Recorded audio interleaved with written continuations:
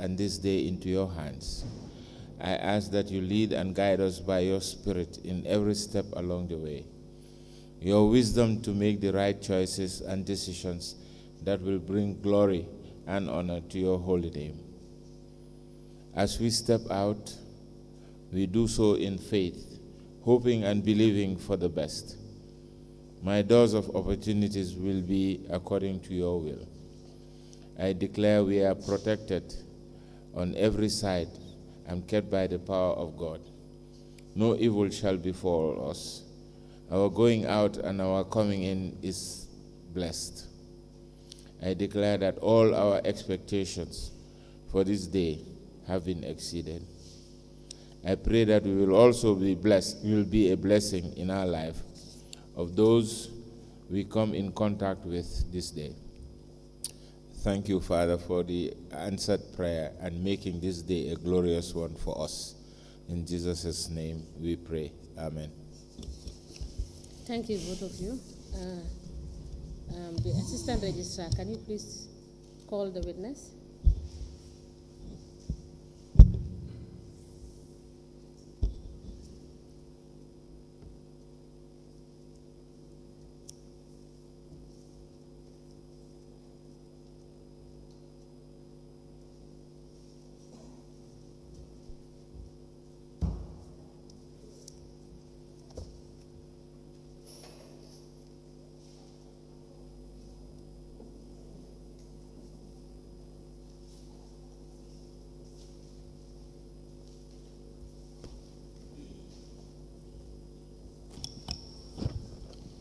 Good morning, Mr. Witness. Please sit down.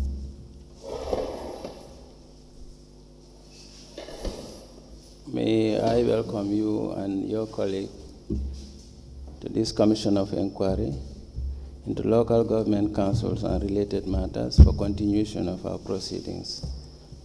Before we proceed, may I remind you that you are still under oath. Madam Chair, over to you for business of the day. Thank you. Good morning, Mr. JT. Good morning. Good morning, Mr. Sanya. Good morning. Welcome back. Thank you. Council, can we proceed? Yes, good morning, Honorable Chairperson and Honorable Commissioners. Mr. Jete and Co., you are welcome. I will draw your attention to the compliance review under discussion, which is the 2020 and 2021 review, which we were discussing yesterday. Can you please turn to that document on page 18? Council. Yes? Sorry, yesterday you gave me a copy and then it was returned when. Okay. So if I can have the copy. Honorable Registrar, do you have the 2020-2021 for Kerawan Area Council? Copy of the compliance review for 2020-2021 for Kerawan, yes, Area Council.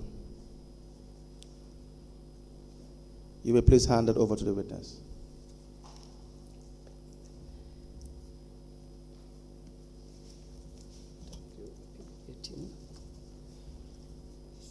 Yes, so please turn to page 18, where you have the record keeping of the procurement activities. Yes. So what is the state of the record keeping of the procurement activities in Kerawan Area Council for the years under review?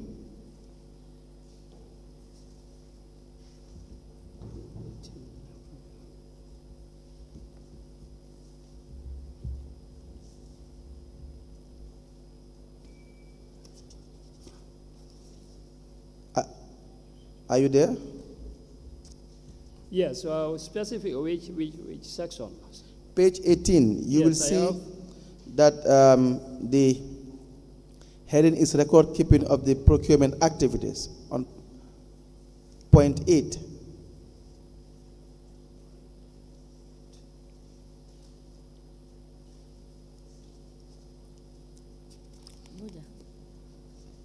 What I have here is a table at the last hill of the page, Which, but then you have page. can you confirm which year you have? It should be, Oh, sorry, this is 2019. 19. No, we were done with 2019. It should be 2020 and 2021. Can you please confirm?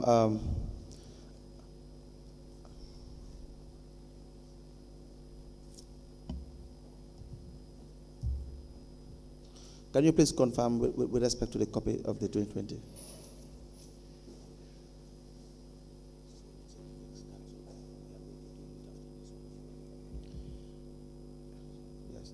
Can you help the witness to see whether there's a draft on the table for 2020, 2021, Kerawan Area Council?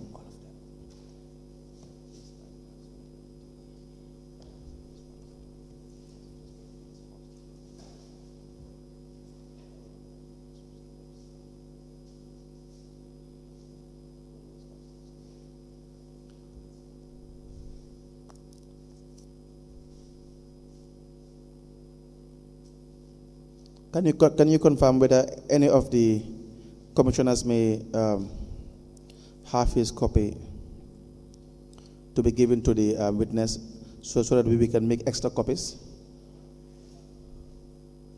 2020, 2021.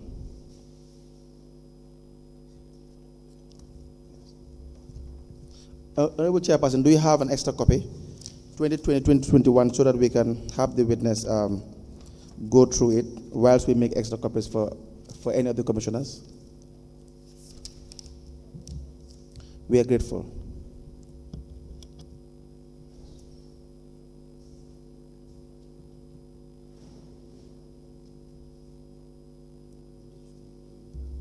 This is 2019. So please turn to page 18.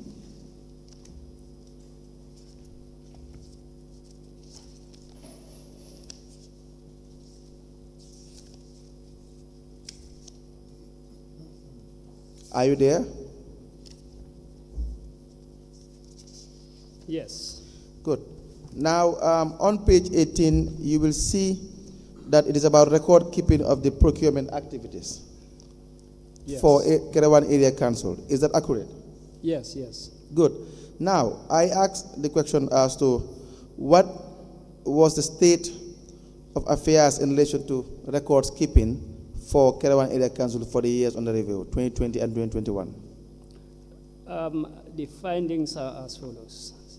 The specialized procurement unit should ensure that all procurement activities are filed either in procurement methods or monthly transactions as dictated in the Gambia Public Procurement Authority Act 2014, Yes. Section 35. So did they comply with that?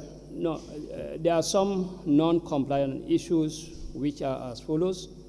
The PO does not maintain a comprehensive and individual file for each procurement activity in contravention of Act Section 35(2). Some procurement files reviewed were found to be incomplete and did not have copies of the evaluation report, the goods received notes, acceptance receipts, and delivery notes. Notwithstanding, the files are marked with the relevant procurement references and sequential codification. So accessing records is a problem? Yes. And you have the issue again in relation to incomplete record system. Correct. Now, on page 19, you have the issue of registration of suppliers, the continuous problem with respect to Kerawan Area Council dealing with or awarding contracts to suppliers that do not register with the GPPA on page 19. Correct. Do you see that? Yes. Now, it is the non-compliance findings are that they do not carry out pre-qualification procedures to determine as to who is qualified to be awarded certain contracts based on the registration based on the regulation and the laws, the act. Correct.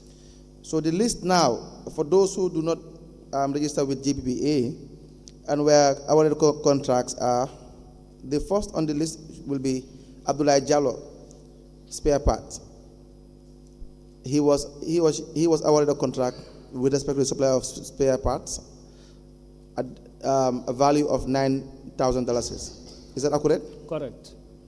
And then you have Modu Drame in the year 2020 for maintenance, 7,500. Musa Jame, Q Power, 2,500. Modu Mbai, maintenance of Kerawan Area Council tractor, $8,000. Burama Fatajo, maintenance, $9,000. All in the year 2020. And you have for 2021, Mbailo, spare parts, 4,500. Sabak Sanjul building materials, 16,575. Philly Suso, maintenance, 9,000. Abdurrahman Maron, bicycle, 1,800. And Modu Seka parts, 7,000. All in the year 2021. So all these individuals failed to register with GP and were awarded contracts. Correct. And again, how will you summarize the implications thereto?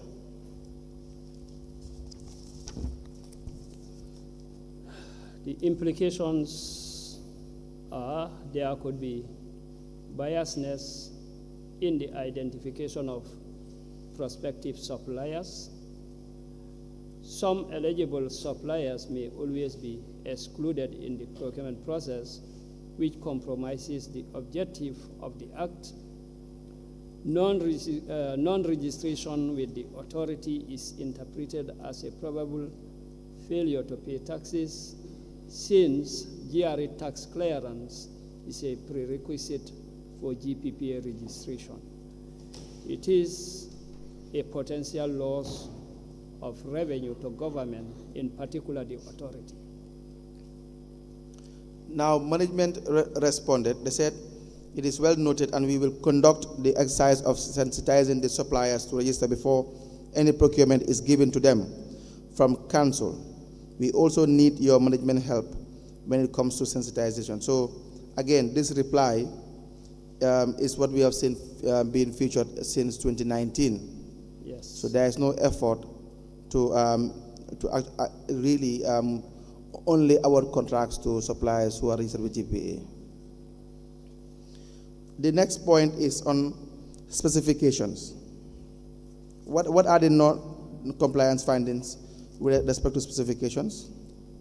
During our review of the procurement proceedings, we observed that some transactions have technical specifications that were in accordance with the Gambia Public Procurement Act, Section 25(1), 2, 3, and 4. However, technical specifications were not generated in most of the requests for quotation and single source procurements.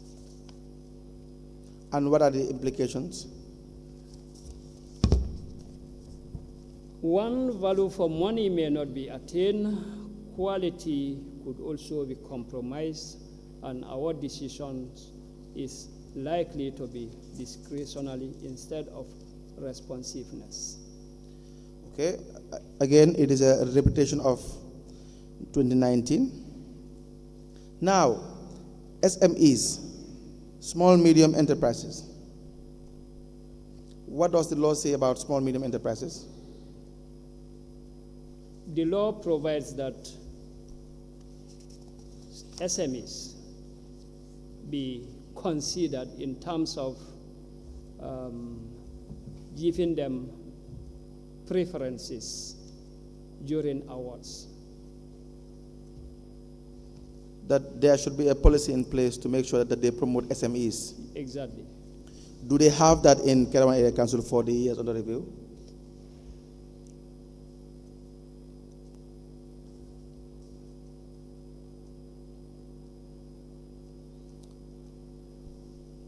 No, they did not.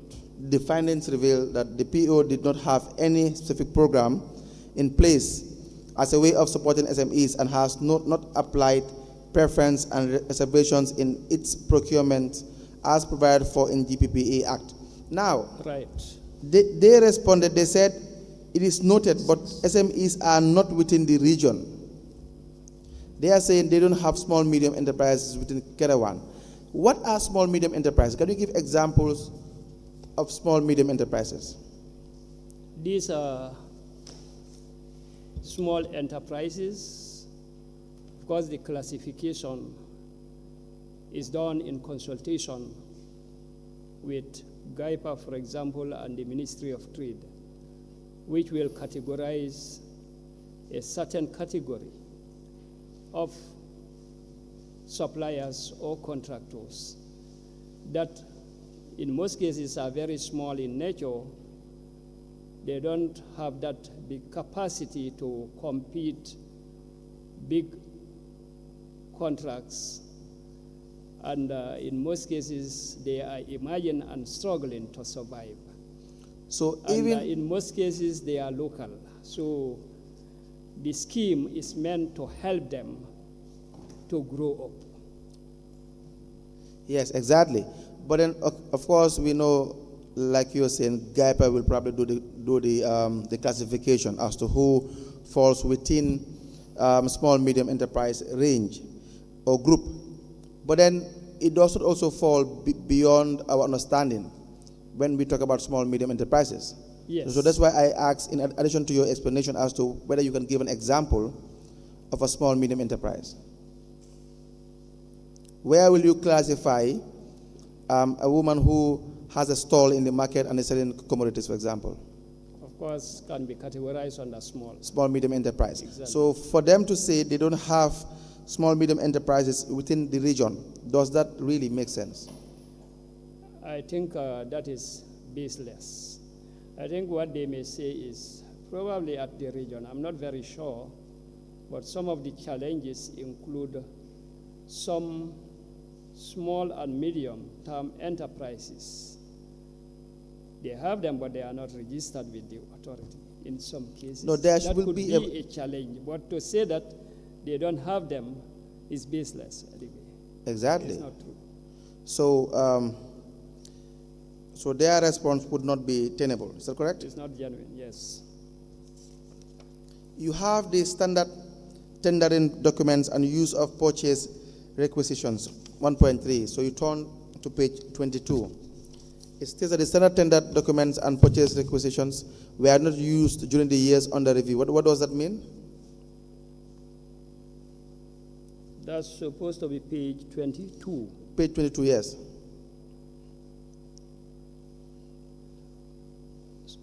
Our findings include or reveal that the standard tender documents and purchase requisitions were not used during the year under review. Yes, I am now asking you to explain what standard tender documents are and purchase requisitions are. I know you've already explained this sometime, but please just let's have a recap.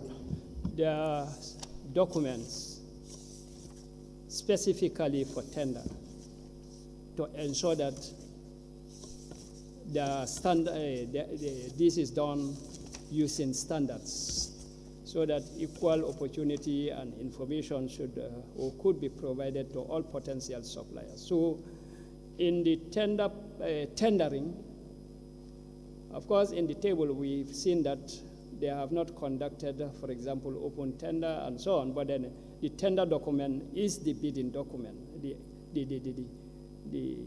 Is the bidding document anyway for the tenders. And for the RFQs, the tender document is the Form 101, which at our level is also considered as a tender document. Do you advertise for RFQs? No. So we see in the subsequent finding that there are no advertisement for tender opportunities during the period under review. What does that suggest? If there are no tenders, in the year under review, why do we have this finding there?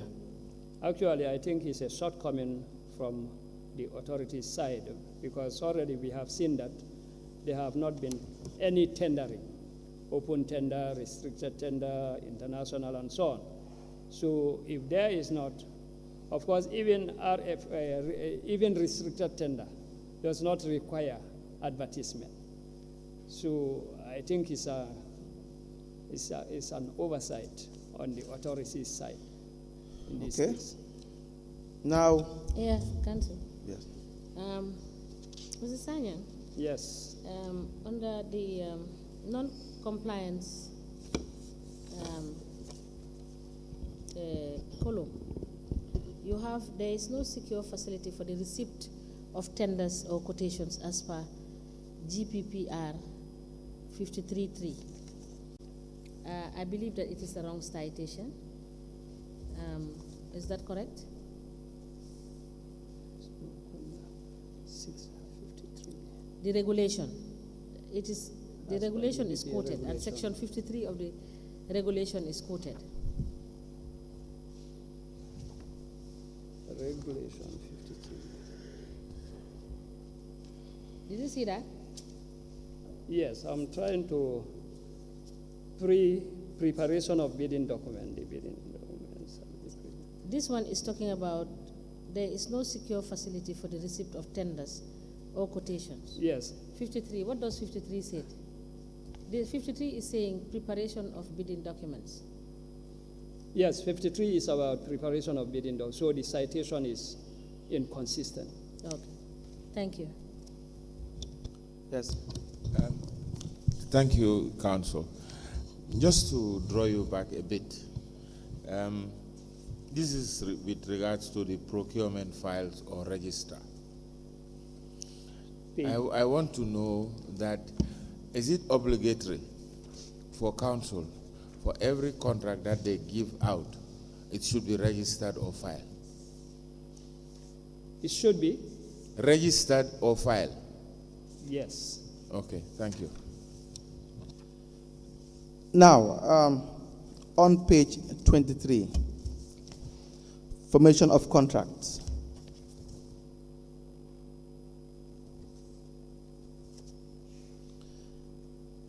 You said we observed that the council has filled GPPA form 102. Is that the purchase order, Yes, which served as the contract document for request for quotation procurements? But the supplier does not sign the document in 2021, while in 2020 there is no formation of contracts. So there are two issues here. First, in 2021, the supplier does, the issue is that there is the form being filled, but it's not been signed by the supplier. Because we said earlier that, that both parties must sign this purchase order. Well, it served as the contractual document. Is that not correct? yes, Now, the first issue or the first finding is that in 2021, you have council, there's a Caravan Area Council filling the 102 form, but then the supplier will not sign the form. In 2020, you don't even have a purchase order in the first place. correct. Yes. So now my question is, why don't you have these 2 points separate? Because they seem to be saying two different things altogether. Why do you not have it separate, on separate points, to kind of illustrate or provide a better understanding as to what you're saying? Actually, Council, I think your suggestion is valid. Now, if you look at the report, you observe that both reviews, 2020 and 2021, are done together. Yes. At the same period, and the report is joint. But even with that, we are also learning lessons.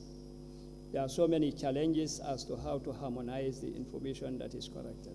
So apart from even the separating the 2 points together, we have learned that putting the reports together is not helpful at all. So in our subsequent reviews, we will not even put points together. We will not even join reports, Yes. much more to put points together. That's true. So now, in 2020, will this statement mean that throughout 2020, the area council, Kerewan Area Council, did not raise any purchase order in relation to all their procurement transactions? Yes, yes. And in 2021, they do raise purchase orders in some instances, or let's say in all instances, for example, but then the suppliers will not sign them. Now, what are the instances when you may have a supplier failing to sign a purchase order from 102? Now, as you could note from the previous deliberations, Yes. the purchase order is very important that it is a legal document that binds the two parties in terms of the contract. So in the absence of the contractor or supplier signing the document, it means that the contract is not valid. Yes. But what may be the reason as to why a supplier will decide not to sign a purchase order? It could be caused by different things. One, probably he was not even provided with the document to sign. Yes. That is That's possible. possible, yes. But again, it's possible that if the contractor is not agreeing to some of the terms and conditions that are indicated in the document, he will, in terms of price, for example, if the prices are inflated, for example, and the supplier, but that is just an example. Yes. If the supplier is not agreeing to those things, obviously he may refuse to sign. But again, the implications are if the supplier refuses to sign, why then accepting the payment in that case? That is if there's evidence that payment was in fact made. Exactly, yes. We don't even have that evidence, do we?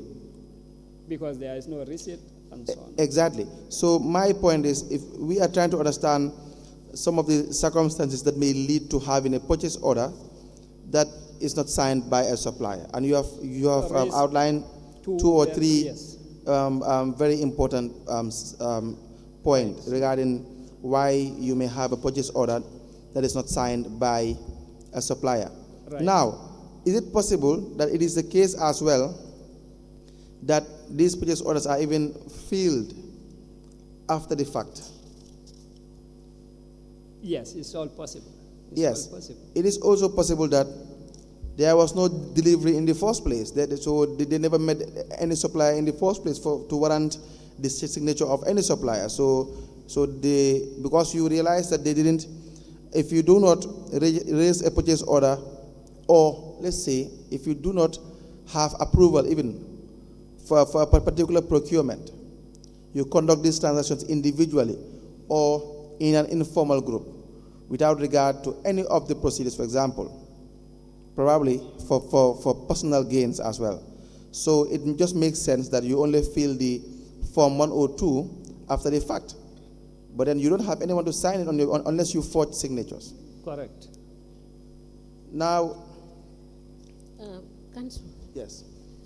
Mr. Sanyang, we have noted that on page 23, there are no issues of compliance,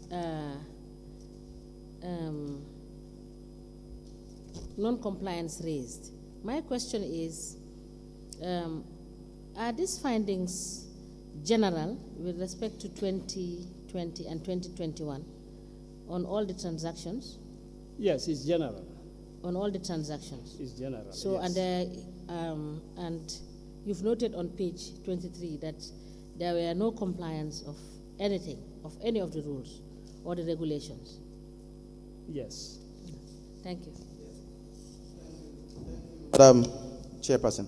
So that now, again, you will agree with me, since we have discussed the possible circumstances that may lead to the issue in 2021 and 2020, which is filling the forms without the signature of the supplier, or not filling the purchase order at all. But if you look at the implication, the writer of the report or the team, the first point is that they said the supplier may not deliver the goods or service on time. This suggests that there is, you have an existing purchaser and a supplier, you have a contractual agreement, just that the contract document is in defect, for example. Do you understand? There are problems with documentation, but you have an actual contract. So the second point as well, if you say that may lead to conflict between the parties to the contract if one defaults in their responsibilities. So these two will suggest that don't worry about what is happening right now. There is actually a contract, just that they didn't follow due process, but there is the intention to purchase. That's why you have a purchase order, even though it's not been signed by the supplier, but then we have actual two parties in place that are doing business, just that they didn't follow the rules. But it is more, you agree that it is more than that. In fact, what I wanted to say is, although not written, yes, but if you read between the lines, yes, it seems as if the authors are saying that in addition to other problems, because other problems have been discussed several times. Yes. Of course, they should have been mentioned. Yes. There is no excuse for not mentioning them. But it's like saying that in addition to other problems, these are the other implications, which exactly. is right. So you are right. There are a lot of other implications that are not exactly indicated here. So in summary, my position is you have two possible situations. One, you may have the problem regarding not following due process. Yeah. That's one, wherein the intention is, even though you will purchase, but probably you have inflated prices here and there, back and forth. You may even have the other possible situation, which is, in fact, there is no business at all. You only raise these funds for your own pocket. Correct. But there is you didn't even purchase anything. If you were to purchase, let's say, water or rice, you did not do that. You never met any supplier. So these are the two possible scenarios that we can deduce from the flagrant violation of these requirements. Correct. Of the act, right? Right. Now, they said in their response that the procurement organization, that is Kerawan Area Council, will ensure local purchase order is signed by the suppliers. Again, we have seen these responses as if they don't really care at all. So every time we have these findings, they come up with the same reply. Is that not the case? Correct. Yes. Just to recap, is it that for every purchase order, the end user, the requisition for that item should begin with the end user, the request? Am I right? Yes, you are right. Okay, thank you.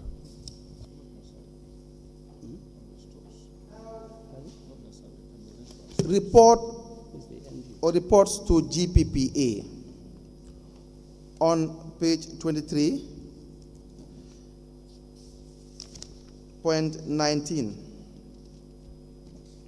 Yes.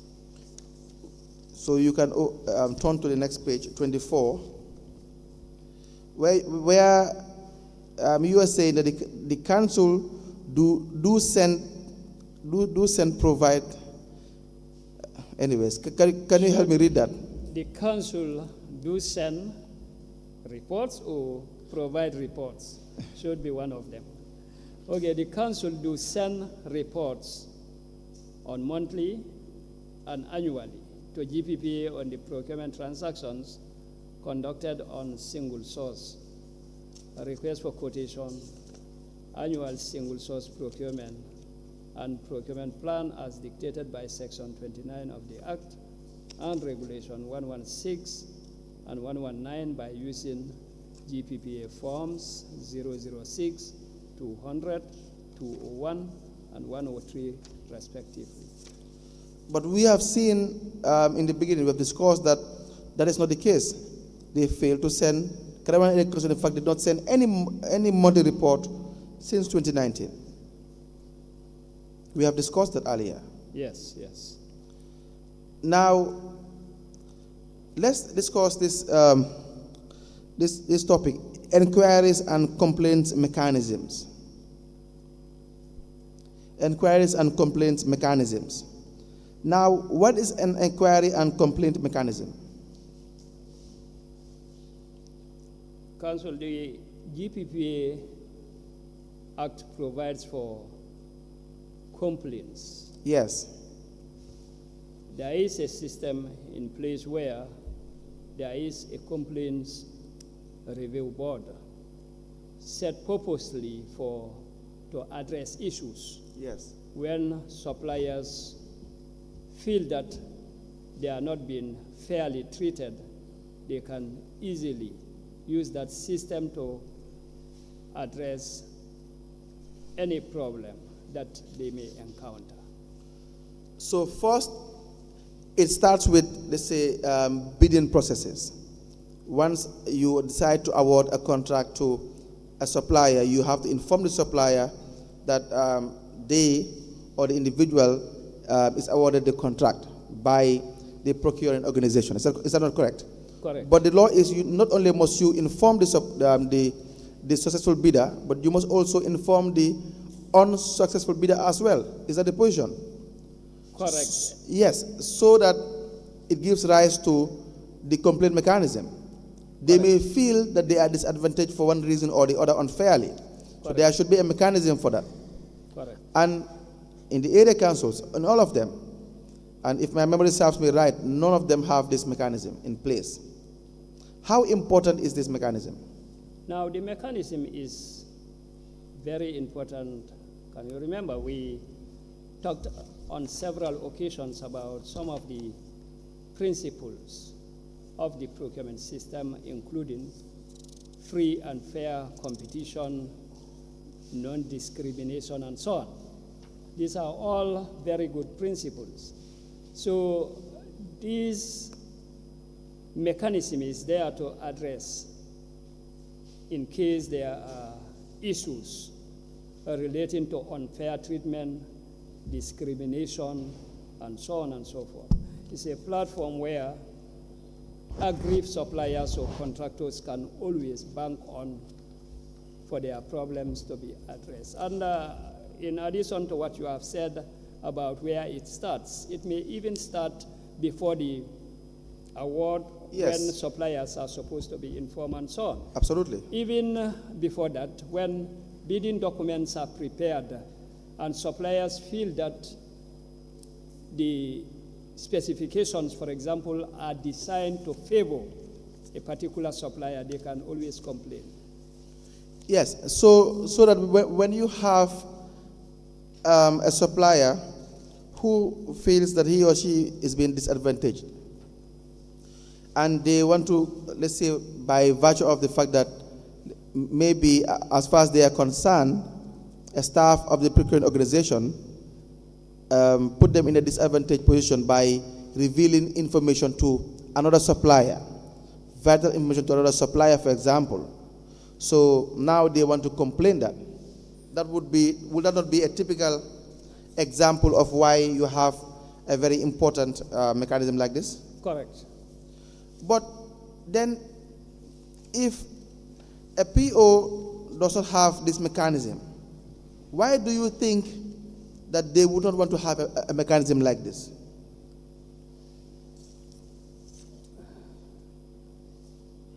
It all comes to non-compliance issues. That is one thing. But in Council, I just want to also clarify that probably, again, yes, it comes back to our reviewers and the like. The system can only be in place, a system for review, when, of course, the need arises. And the system is already created and a complaints review board, for that matter, is established. So it's only when there is an issue that whoever is aggrieved or affected will follow due process to ensure that their problems are addressed. And in this case, in fact, the procedure is like if a supplier is aggrieved, the problem will originate from the supplier or the contractor to write to the procuring organization, not the procuring organization creating a committee or whatsoever to take care of that. No. It's only when there is a complaint and the procedure is like the complainant or the guy affected should write first to the procuring organization. This is the time when the PO, the procuring organization, will organize itself to ensure that, and is the responsibility. I am a bit confused. I am a bit confused. Are you discussing the mode of the complaint? I am discussing the mode of the complaint in Yes. relation to this. In relation to the PO not establishing. Yes. That is what I'm trying to clarify. Not establishing the mechanism. Exactly. So is it your argument that the supplier will first have to complain before the PO establishes a mechanism for that? Yes, if there is no complaint, why the need? Just like the asset disposal and so on. Okay, let me hear Mr. Jaite. Thank you, Council. Thank you, Madam Chair. I just want to refer you to, again, I'm not sure if this is relevant. I always refer to the 2022 Act. That's this fine. Is what That's all right. We will still understand yes. the rationale behind it. Section 79. Yes. The Complaints Review Board and the right to consideration and review. 1. There is established by this Act a Complaints Review Board to review decisions made by procuring organizations at each stage of the procurement proceeding. So it is very important for procuring organizations to comply with due process to ensure that document trail exists in case there's a complaint. Exactly. Where this document evidence does not exist, then there's no system. Yes, so that's how I understand it. Maybe you are thinking it's supposed to be an ad hoc body. But where you have a complaints, let's say, body in any institution that serves as an ad hoc system, that would not be effective at all. You only complain first. So who do you complain to? You only complain, then we establish a body. Who do you complain to then? That is the point, because the very person that you're supposed to maybe complain against will probably be the person receiving the letter or the complaint. So the idea, like Jete outlined, is the fact that you will have to have a mechanism in place. No matter how you structure it, you have to have a complaints body in place to review, in fact, like you said, for 2022, at every stage of the bidding process. So that would be the idea, Mr. Sayang. Do you understand? Okay. Yes, that will be the idea, so that you deal with these problems effectively. Now, but then this problem is not only for Kerewan Area Council. If you check your notes, you will see that it's across the board. But the most important thing is, if you do not follow the basic requirements, right from the time that you're supposed to decide, in fact, whether you are going to make a requisition, up to the time of the approval of these contracts, raising purchase orders, having them signed, having an inspection or examination committee to inspect the standard of the goods supplied or the services being done or whatsoever is being procured. If you flout all those rules, then I will not see. It only makes sense that you will not have a complaints mechanism, because then the complaints will be huge, won't it? Yes, correct. Yes. So.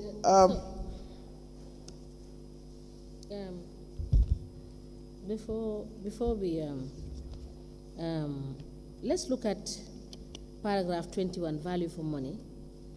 On the findings, do you notice that the findings are inconsistent with what your evidence is? Does paragraph 21. 21 at page 24 with the heading value for money. Okay, the findings okay. under it. Don't you think it is inconsistent with what the report is exposing?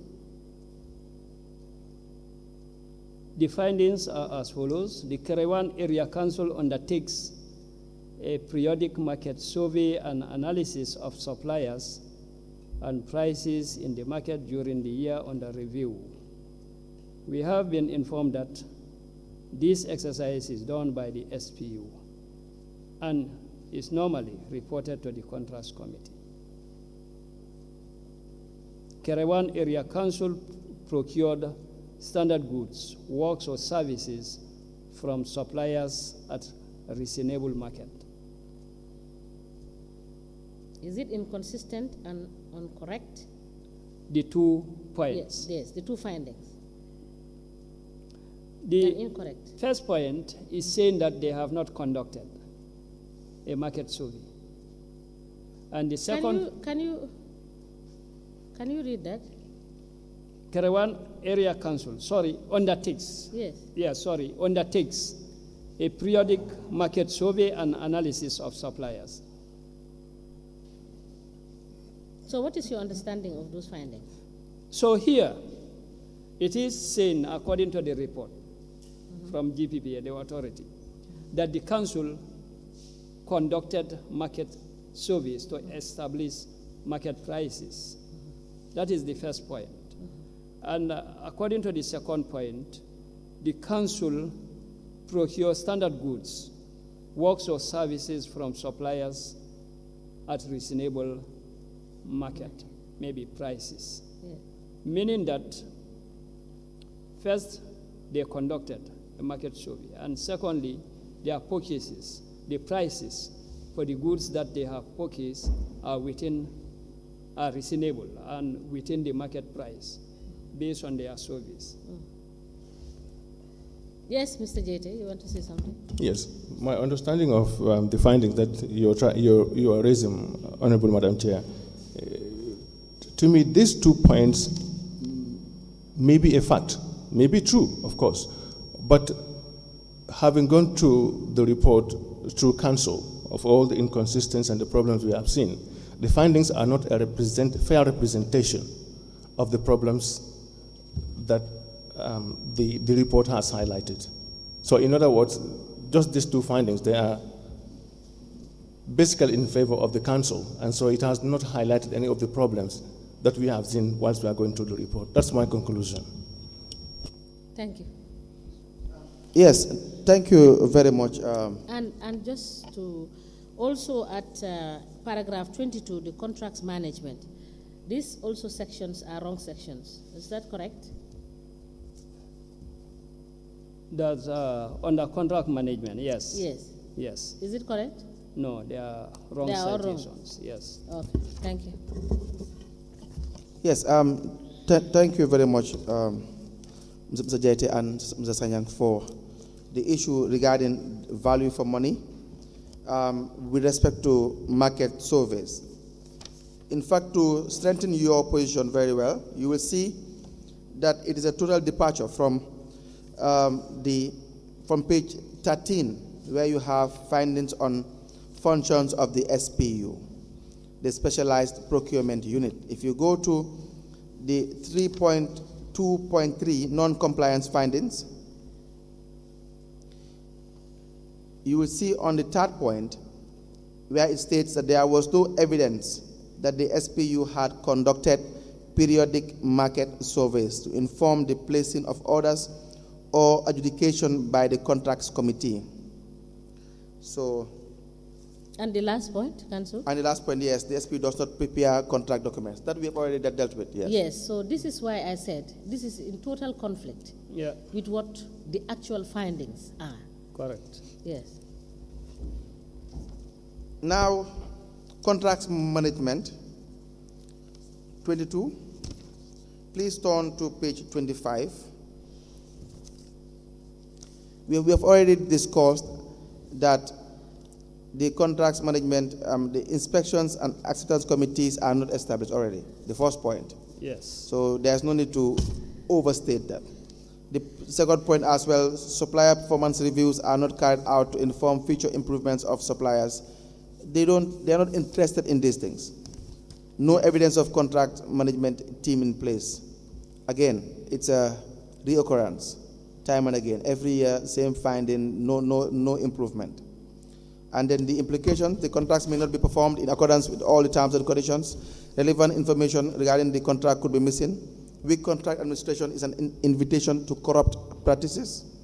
Measurement and control of performance could be hindered, thus giving room for more risk and deviation from the original contract. I can guarantee you, the third point, that is the main reason why the procurement organizations continuously violates these regulations. It is not by accident, it is not by mistake, it is by design. Will you agree with that? Yes. Because you can't be making the same mistake every year, year in, year out. In every procurement, you are reminded that you have to fill this form. You still refuse to fill it because you want to enrich your pocket. It's as simple as that.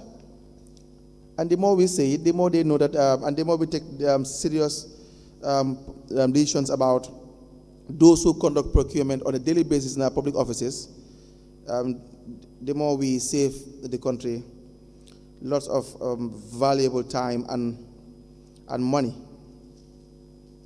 Now, they even responded and said, as provided by the Act. So they know the Act, you see, and regulation that the PO will enhance management and administer procurement contract. It is also noted that all key aspects of the contract performance will be part of the procurement records management. So even by their answer, they tell you that these are intentional acts that we did do on a daily basis. They know that there's an act that exists, there's a regulation that exists. So they are aware of it. Now, let's deal with the specific findings on chapter 4. Starts from page 25 and overlap to page 26 and onwards as well. You said this section presents the specific findings on the procurement transactions that were reviewed from the list of total procurements that the Kerewan Area Council carried out in the financial year 2020 and 2021. The specific findings supplement and emphasizes the general findings given in the previous chapter. Now, the first is the procurement of 2 computer laptops at the value of $170,000. The contractor is EM Construction. The method is a single source. Do you get it? Yes. Now. Yes, Council, before you proceed. Mr. Sanyang, would it be right to say that the findings that we have, particularly when it comes to the specific findings that Council has just read, is it reflective of the fact that the review team selectively selects just few transactions and highlights them? Yes. The review team randomly selected. Yes, so for the procurement of 2 computer laptops, the value is $170,000. So you see only one point on compliance, and there's no column for non-compliance, unless I am not seeing it. Can you guide me through the report you have? Is there any column for non-compliance? No. There is none. No, as per this report, there is no. But that will be wrong. to not have a non-compliance column, would it not be? Correct. Yes, because even with the only point you have for compliance, you have that the procurement documentation, such as GPA Form 101, receipt and 001 were attached. Just that. You don't even have Form 102, for example, the purchase order. Yes. So that would be a non-compliant, for example. Correct. You don't have the contracts being approved. There's no evidence that it has been approved. Correct. It is single source. It's way above the... Sorry, let me just correct that. The Form 101 is not part of the forms that they have listed. And Form 101 is the requisition form. So yes. So it is Form 100 and Form 001. So in the first place, there was no even requisition from the PO, which is a serious non-compliant issue. Exactly. I was reading Form 100 to be 101. So there is no Form 101 and there is no Form 102. Correct. Yes. There is no approval from the contracts committee. The amount is above the single sourcing threshold, is it not? Correct. But all these are not being explained. They only showed us a table which suggests that they are in compliance with the regulation. That would be a misrepresentation of the facts, would it not be? You are right, Councillor. In fact, since these are specific, yes, assuming that they are representing all the other findings, the report should have been more detailed to capture all the non-compliance issues so that it can be a fair representation of all the non-compliances that were observed, especially in the general findings. Absolutely. Agreed. Yes, Madam Chair. And also Section 35(2) is wrong citation. Yes, correct. Thank you. Now, the other one as well is the same thing. The procurement of house rental for an amount of $78,000. The contractor is Aja Suware through single sourcing. Again, only one compliance finding. No section or column or part in relation to non-compliance. But the same problem. There are a host of non-compliance issues. No requisition form, no purchase order, no contract approval. None of the rules were being followed, but it is not highlighted here. You have the third one, procurement of water pump. The category is goods. The amount is $75,000. The contractor is Nyakasi. Through single sourcing. Again, is this not, well, now you have a non-compliance column. There was no minutes of the contracts committee to approve the procurement. There was no inspections committee to inspect the goods. The procurement documentation such as GPA Form 101-040 and delivery note were not attached. Specifications were not developed. There was no evaluation report. So these the last three parts, all of them you will find in all the contracts, because we were told by the report that the contracts committee does not, there are no approvals. They don't approve these things, these contracts. And the forms that are supposed to be administered are not generally administered. So we know that in generality, they don't abide by regulation and by the act, do they? No. Now, their response, it is noted, they agreed, that the PO will ensure will all required document will be attached. I struggle to read the language, but then what they are saying is they will attach every documentation to each transaction, including minutes, specifications, purchase order, and evaluation reports. The amount involved was above the threshold. However, it is well noted, and henceforth, all procurement above the threshold will be sent for approval. All inspections are done by the Director of Planning and Development and the Ward Councillor who benefit from this project. Is there any evidence of that? No, no evidence. Is there any evidence of any form of inspection being done by any individual? Let's forget about the inspections committee. No evidence. The fourth one, on page 28, the procurement of hiring vehicles, $170,000. The contractor EM Construction, the method single source. Non-compliance, purchase order was not raised. Again, the same findings. No minutes of the contracts committee for the procurement. Quotations were not opened in a register of form 004. Specifications were not developed. Procurement was above the threshold.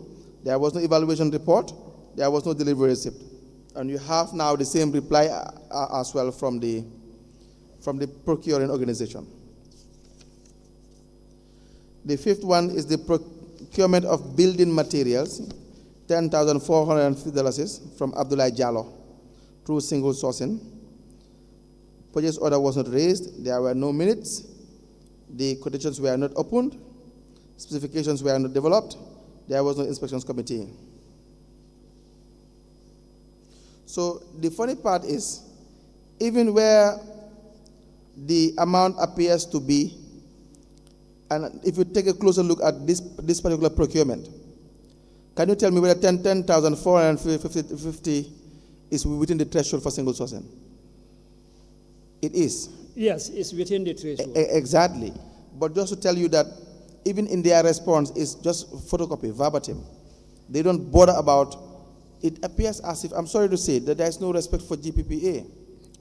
The organizations do not really take you guys seriously. So there must be a special relationship either happening with either the team on the ground or individuals. But then look at the response. It is noted that the PO will ensure with all required documents the same thing, word for word. The second part though, because this is the problem with copy and paste, where they said that the amount involved was above the threshold. However, it is well noted. So it is the same response you will find, that they will just copy and paste with respect to whenever you find that the threshold is above the amount is above the threshold for single sourcing, for example. So they just copy and paste with respect to the responses. Do you think these organizations are taking you guys seriously? Mr. Sayang, in a fair comment projected, do you think they really have a headache when there's a compliance review for with respect to procurement in these institutions? Do you think they really have a headache as to the fact that, well, GPA is coming over and they are going to conduct a review? I am not being, I'm not trying to belittle you guys in any way, but I want to understand as to why you have all this carefree attitude from the procuring organizations at will over the years, not even once in a while, but consistently. Council, it's what is the answer? The answer is it's interesting that there are so many flaws and so many inconsistencies that we have observed during these commission's deliberations.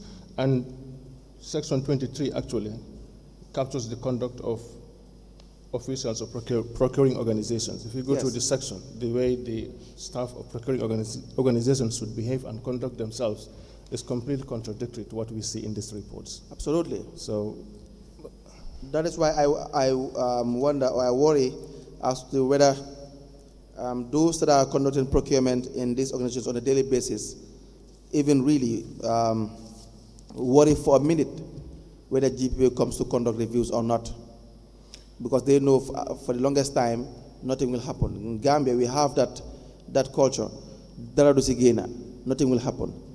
I can tell you, I can guarantee you, if it does not stop, we might as well just sell the country once and for all. Now,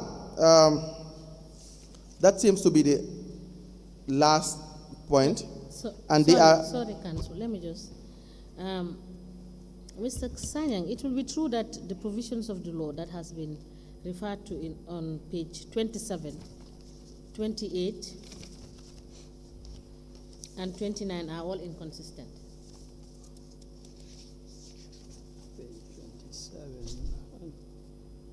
and that should be section 35.2. I'm referring you to page 27, to the rules that you have made mention of, 35.2 of the Act, etc., etc. Yes, they are not consistent. So I'm just drawing your attention Yes, to yes. all the inconsistencies that are found in 27, 28, and 29. You are right. All right, thank you. Thank you, Madam Chair. Now, Yes, Madam Yes. Speaker has. Mr. Jaite, in your opinion, what do you think is the reason why some of these area councils are not conforming with the GPPA regulations? For example, the submission of the monthly reports, establishment of contract committees, establishment of the inspection committee, just to name a few. There could be lots of possible reasons. I've been reflecting on this all these days during my appearances here, and all these inconsistencies and violations that Council has been exposing. There are many reasons, like I said.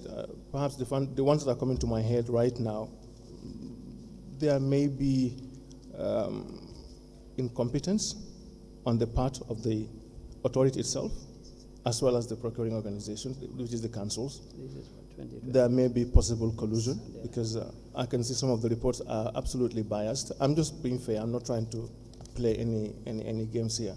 But if the report findings highlights positively certain aspects of the councils, which is fair, which is fine with me, I don't have a problem. But then the report should be fair to highlight the positives and the negatives.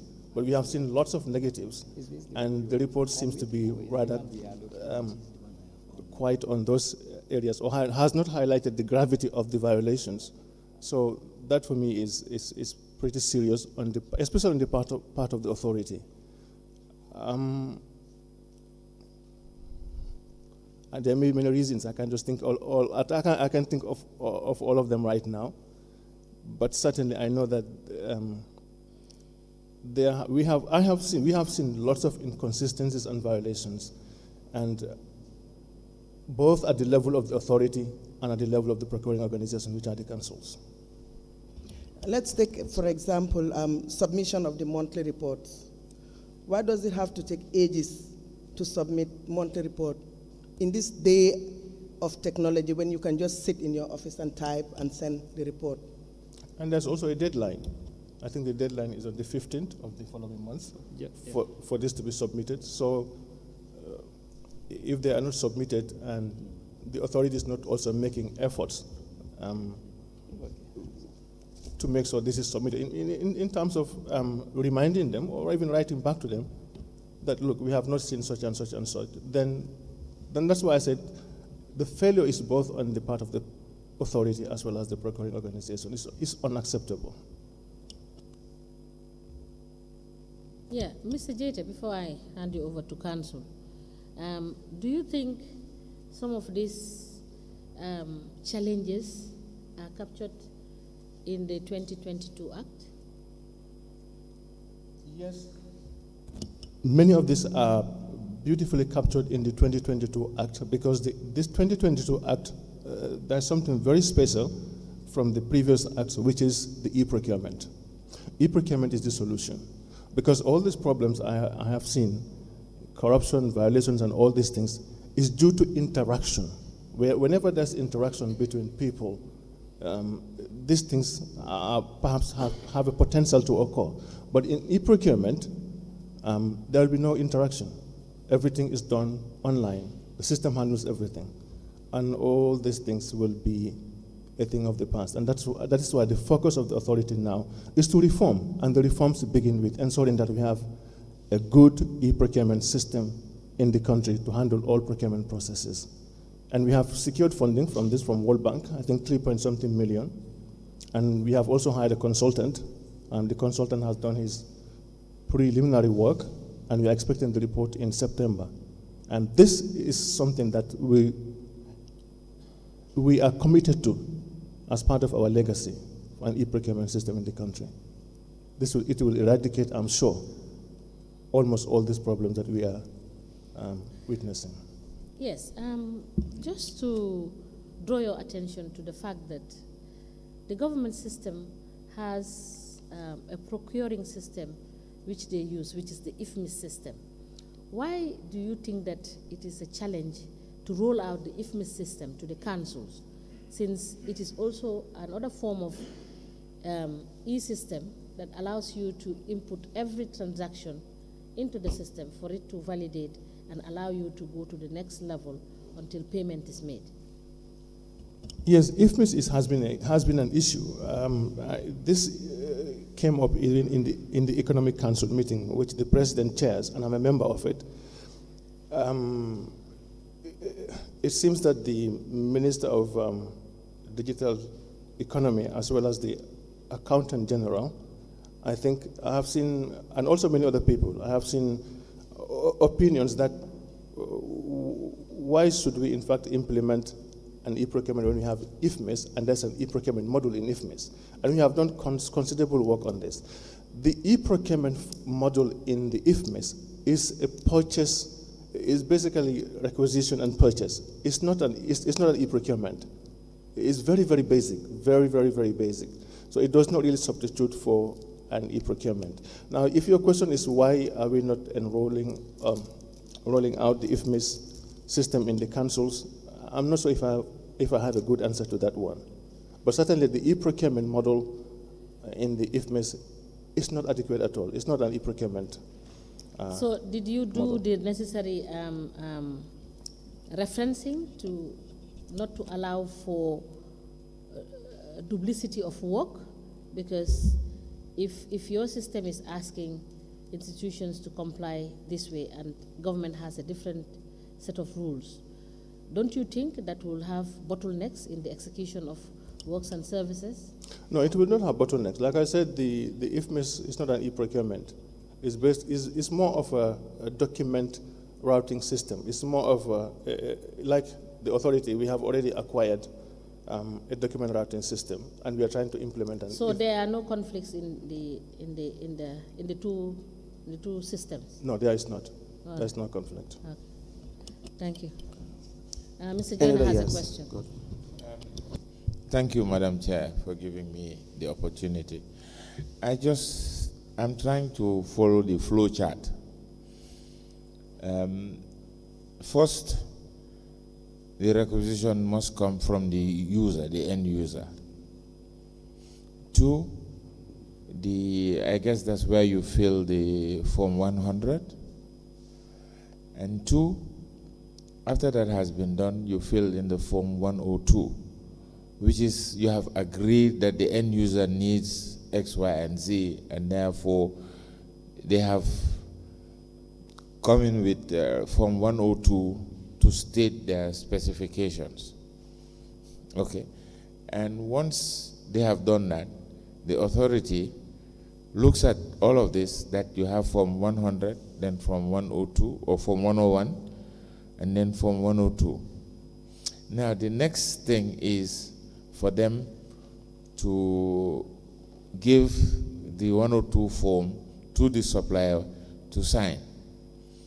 And I want to understand, when does the supplier sign?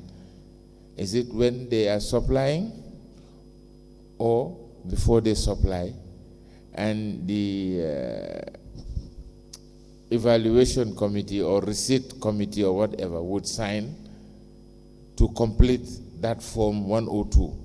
Or is this a separate form, or is there a separate form where after the supply has been done and it's evaluated to be correct, then the two of them would sign again?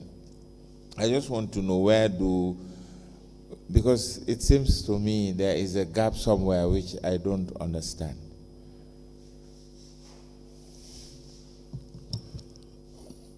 Thank you, Commissioner. Now, I think you are right that it must start from the end user. This is when the end user will feel Form 100, which is the requisition. The purpose of the requisition is for the accounting officer, who happens to be the head of the institution, to give approval of the procurement to proceed. The request coming from the end user must be approved by the head of the institution on behalf of the contracts committee. Right? So when the procurement is approved, then depending on the threshold, of course, even Form 100, the procurement method must be included. So when Form 100 is completed, a procurement method would have been identified. And if it is a single source or an RFQ or whatsoever, the forms or reporting forms will also be completed and attached, including the purchase order for the approval by the accounting officer.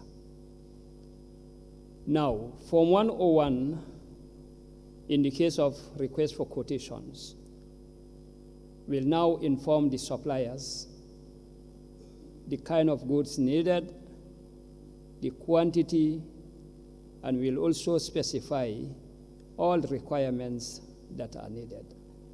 And this Form 101 will now be sent to the suppliers or contractors to respond now based on the requirements that were set forth in these forms.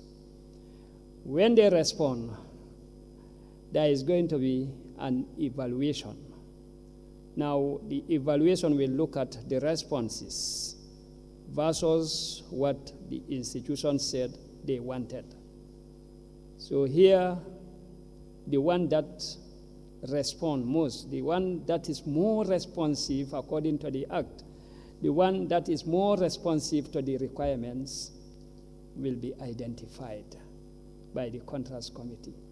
And of course, minutes of the contracts committee agreeing to whatever decision they arrive at should also be generated. Now, a supplier is identified.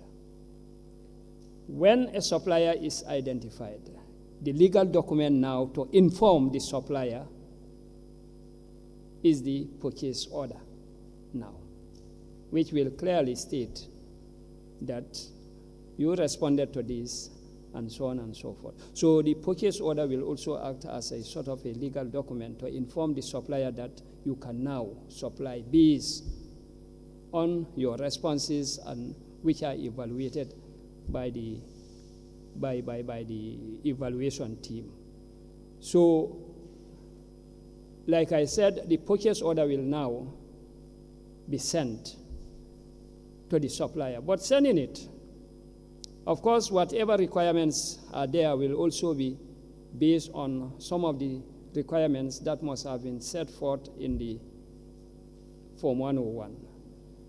Now, the purchase order, when sent, should be signed before sending it. And when received, also by the supplier or contractor must also be signed to agree to those terms and conditions that are indicated in, of course, the in the purchase order. So when supplying, obviously, that purchase order should also be sent for, of course, record purposes and the like, but it must have been already signed by the supplier, and also before even sending it must have been signed by the procuring organization. So when goods are received, obviously there should be, of course, delivery. But again, when the purchase order is sent, depending on payment terms and so on, payments may be effected, either advance payment or whatsoever. So when payment is effected, what happens? The supplier or contractor must also provide a receipt. That is why in our reports, sometimes is indicated whether a receipt is received for payment and the like. So, yeah. apart, yeah. okay. Mr. Sanyang, Yeah.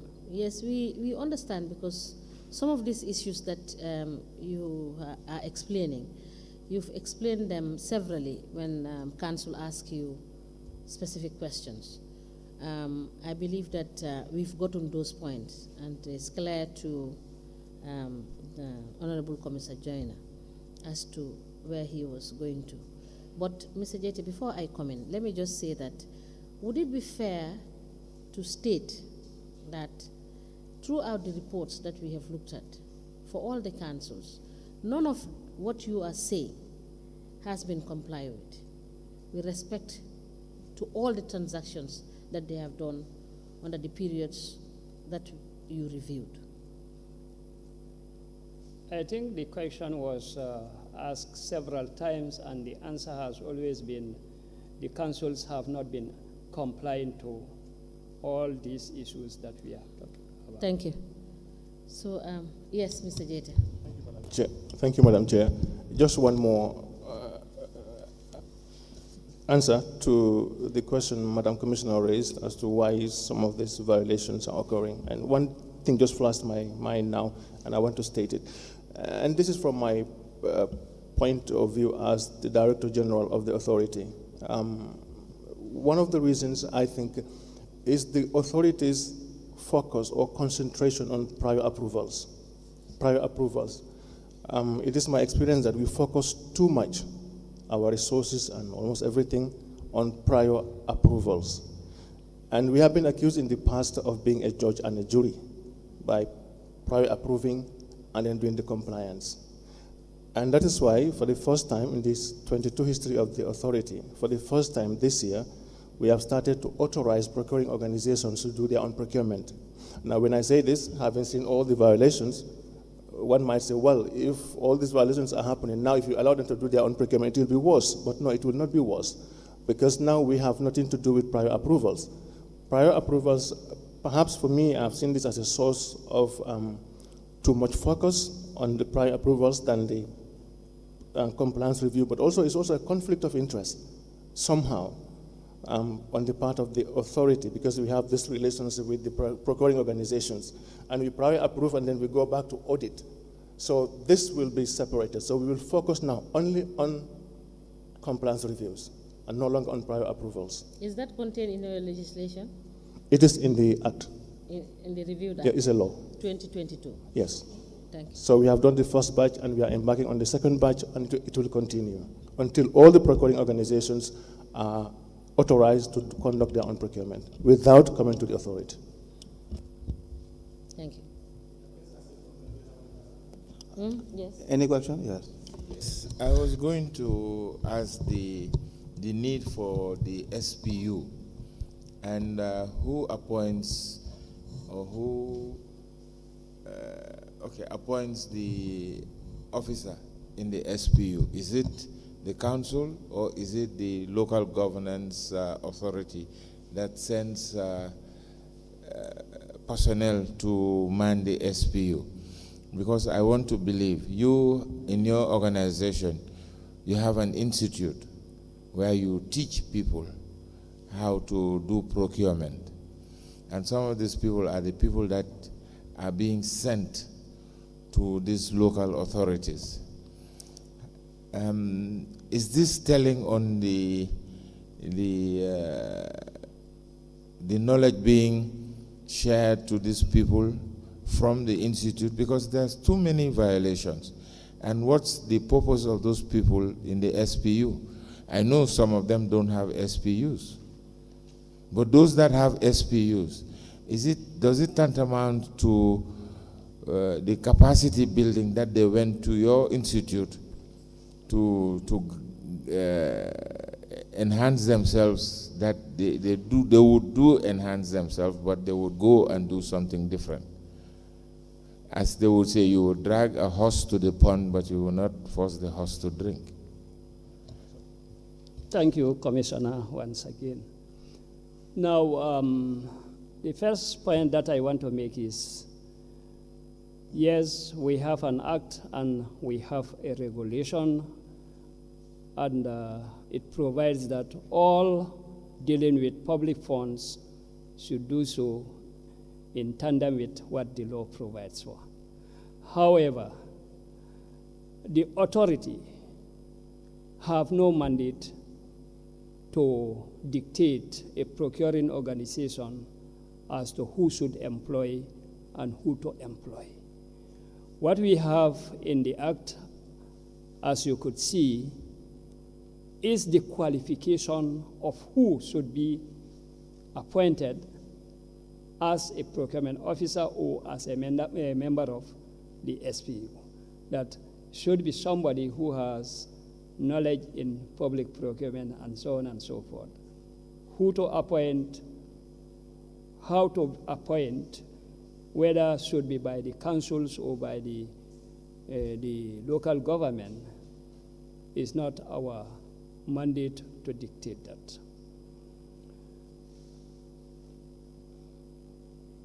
Council, can you please proceed? Thank you very much, Honorable Commissioners. Now, just to conclude with respect to the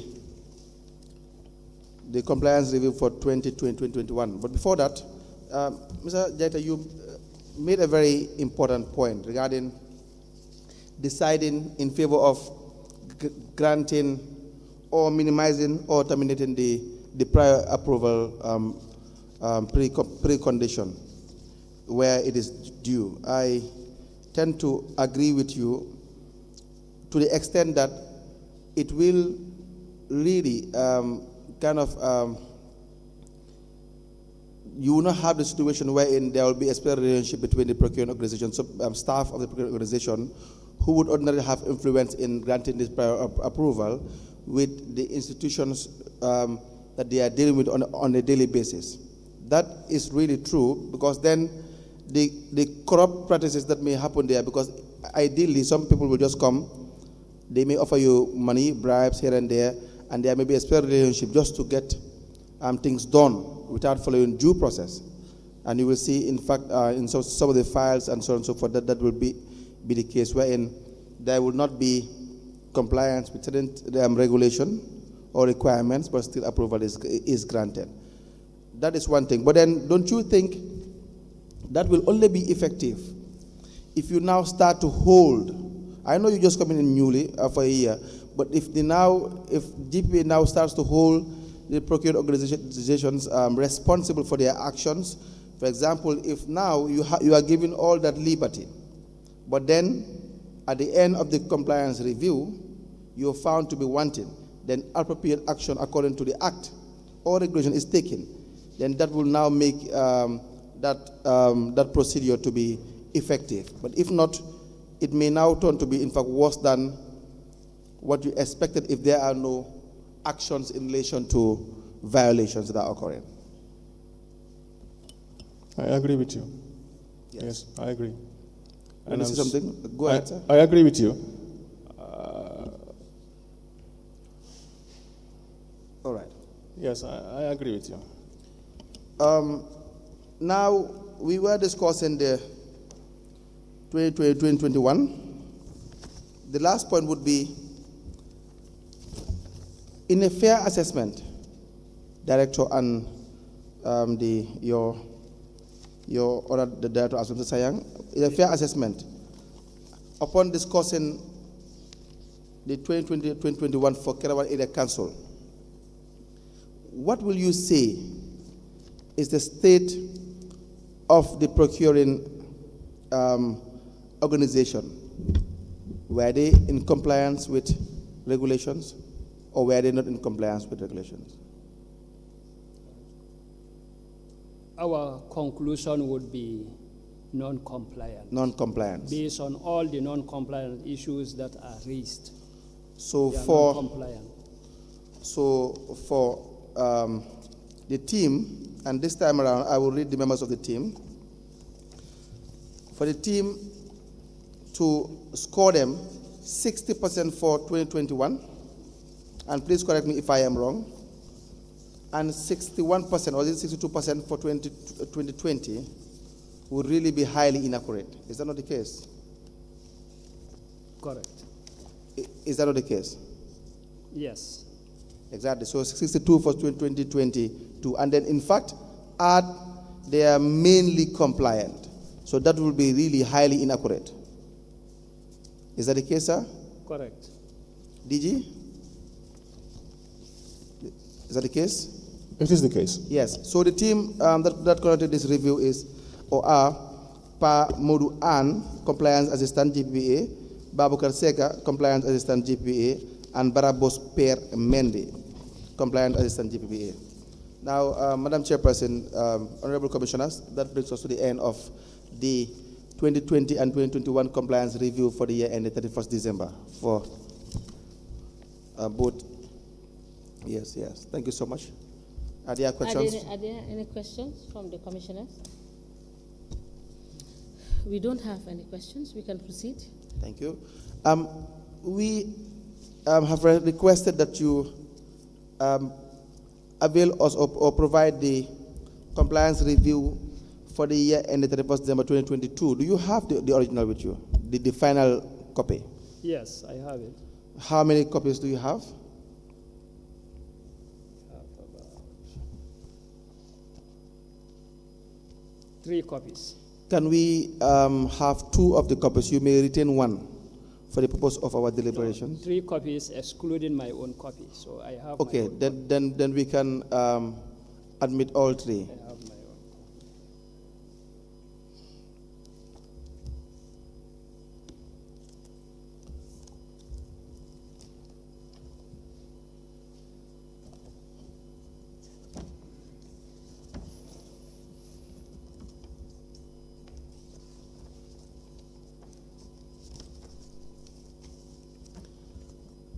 Honorable Chairperson, Honorable Commissioners, I apply to tender the compliance review for the year ended 31st December 2022, which is the final copy. It is dated 15th day of March 2023 in evidence as an exhibit. There are 3 copies. We apply to tender all of them as one, and for it to be substituted with the draft compliance review for 2022 for Kerawan Area Council. Council, before we proceed, if you could recollect, Tuesday, 11th of July, 2023, we admitted the Kerawan Area Council compliance report 2020-2021, 2022, and 2019. And we were told by Tambura, I believe, I stand to be corrected, that the 2022 was a draft, but they were working on sending the draft to the concerned council for them to respond. Yes. And then revert back to them. So we are replacing that draft with this, and the reference and the exhibit number still stands. Yes, absolutely. Yes. Yes, Madam Chair is really accurate on that. Thank you. So I can just make an order to say that today we are in receipt of the final report of the Kerawan Area Council, which had been previously admitted and is now being replaced by this one that is received today. Absolutely.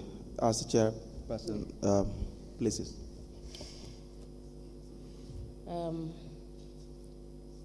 It is hereby ordered that the compliance review for the year ended 31st December 2022, dated 15 March 2023, is replaced, is herewith replaced with the draft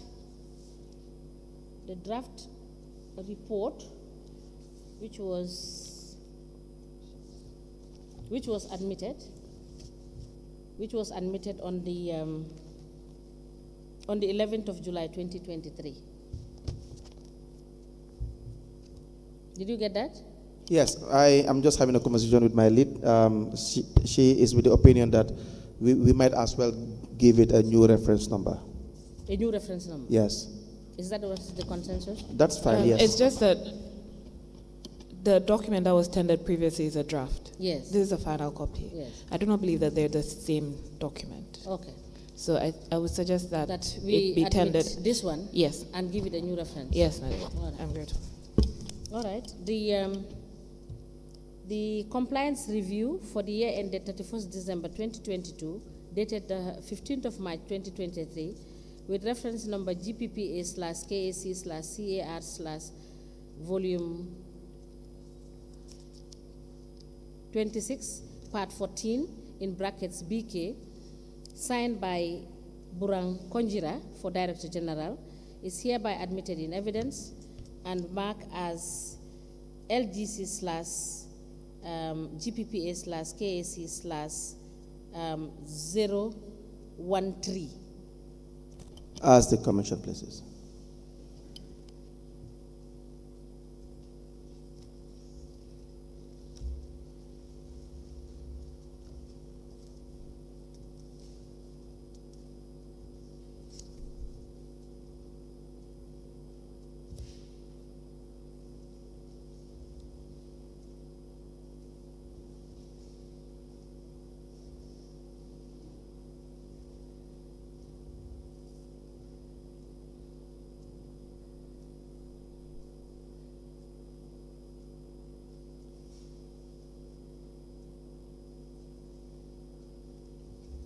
Yes, Council, you can proceed.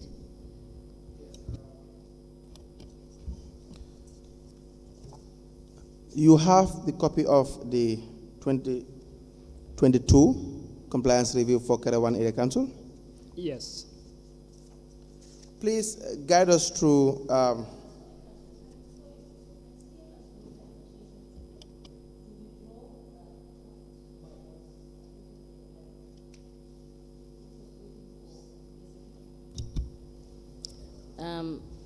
sorry, I did not put my microphone on. What I'm saying is that, can you make an application to withdraw? Because what I have in my records is that on the 11th, we admitted the Karawan Area Council report of 2020, 2021, 2022, and 2019. Apparently, the 2022 was a draft and was not a final copy. In order to tidy up the evidence. Because it's already an exhibit, Yeah. I would suggest that we leave it as an exhibit. You might not rely on it because it's a draft, but it's already part of the Commission's records. So you just don't need to deal with it, that's all. Okay.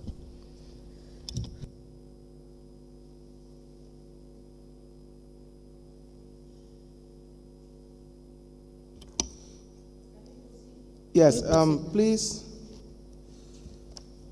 guide us through those in the entry meeting and exit meeting, which is on page 5 of the 2022 report for Karawan Area Council. Okay. Those at the entry meeting include Malamin I.L. Bojang, Chairman of Karawan Area Council. If you lower your microphone a bit, it may be a bit louder for everyone to hear. Yes. Malamin I.L. Bojang, Chairman of Karawan Area Council. Ablai Khan, Finance Director. Bubakar Minte, Procurement Clerk. Ablai Keta, Director of Planning. Maudo S. Balde, Finance Manager. Alasana Keta, Director of Planning. Bunja Jallo, Account Assistant. Namang Kamara, Revenue Collector. Lamin Mane, Planning Technicians. And then you have the members of GPPA Review Team. And they are? Burang Konjira, Reviewer. Lamin F.S. Sambu, Reviewer. Mohammed Sawane, Reviewer. And our Suso, Reviewer. Right, and the documents that were reviewed, you will see that it appears again to be a copy and paste because you have the approved budget 2018.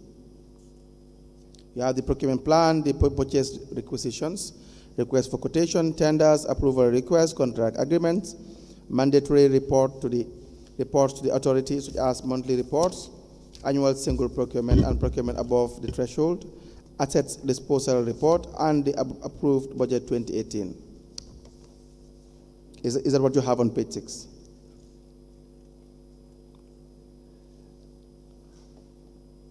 Do you have that on page 6? Now, key documents review. The last point is approved budget 2022. 2022. Madam Chairperson, may I request one of the copies of the 2022 that I have applied to tender?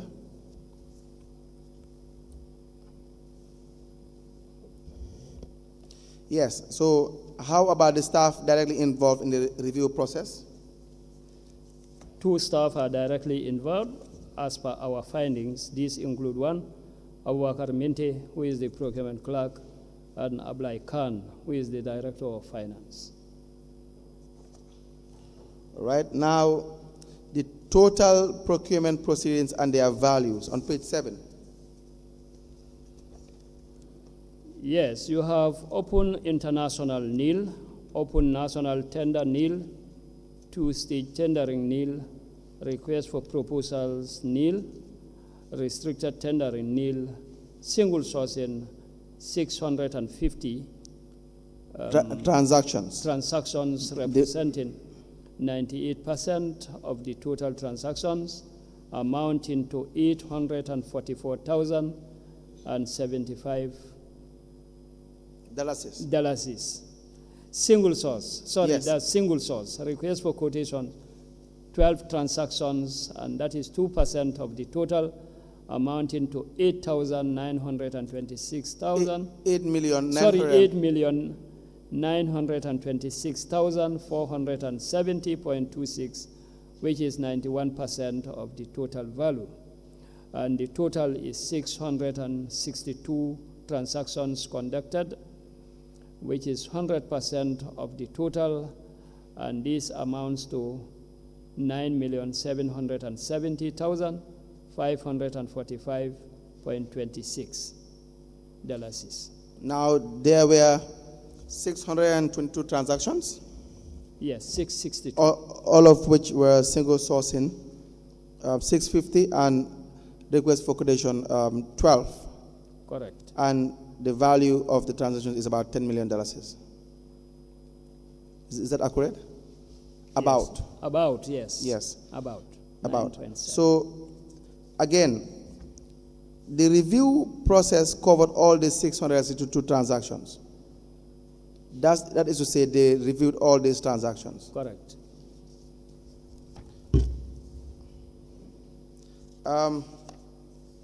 Please turn to the organogram on page 9.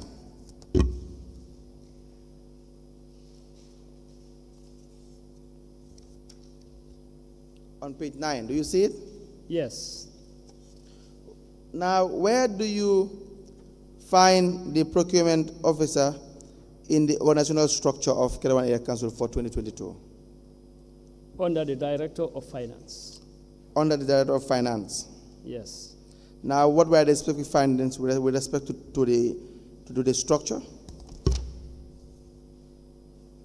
The team of reviewers realized that Kerewan Area Council do not have an organizational organogram which shows the reporting line of the specialized procurement unit.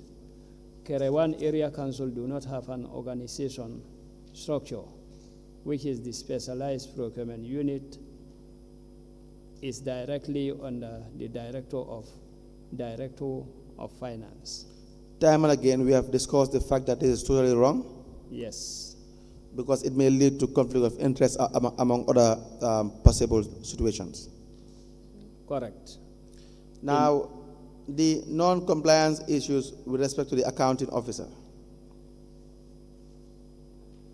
During our review exercise, we observed that the procurement unit was under the Finance Department, which is a violation of GPPA Act and the regulation.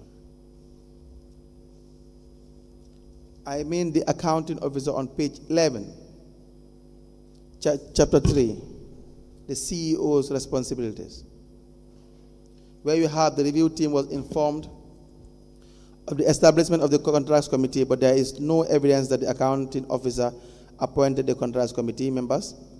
So to cut it short, there were no formal appointments of members of the contracts committee, which Correct. only leads us to conclude that there were informal appointments. Correct. That the CEO did not ensure that the minutes of the evaluation report on procurement deliberations are prepared and filed in each procurement transaction. Now, the CEO did not appoint members of the Inspections and Acceptance Committee.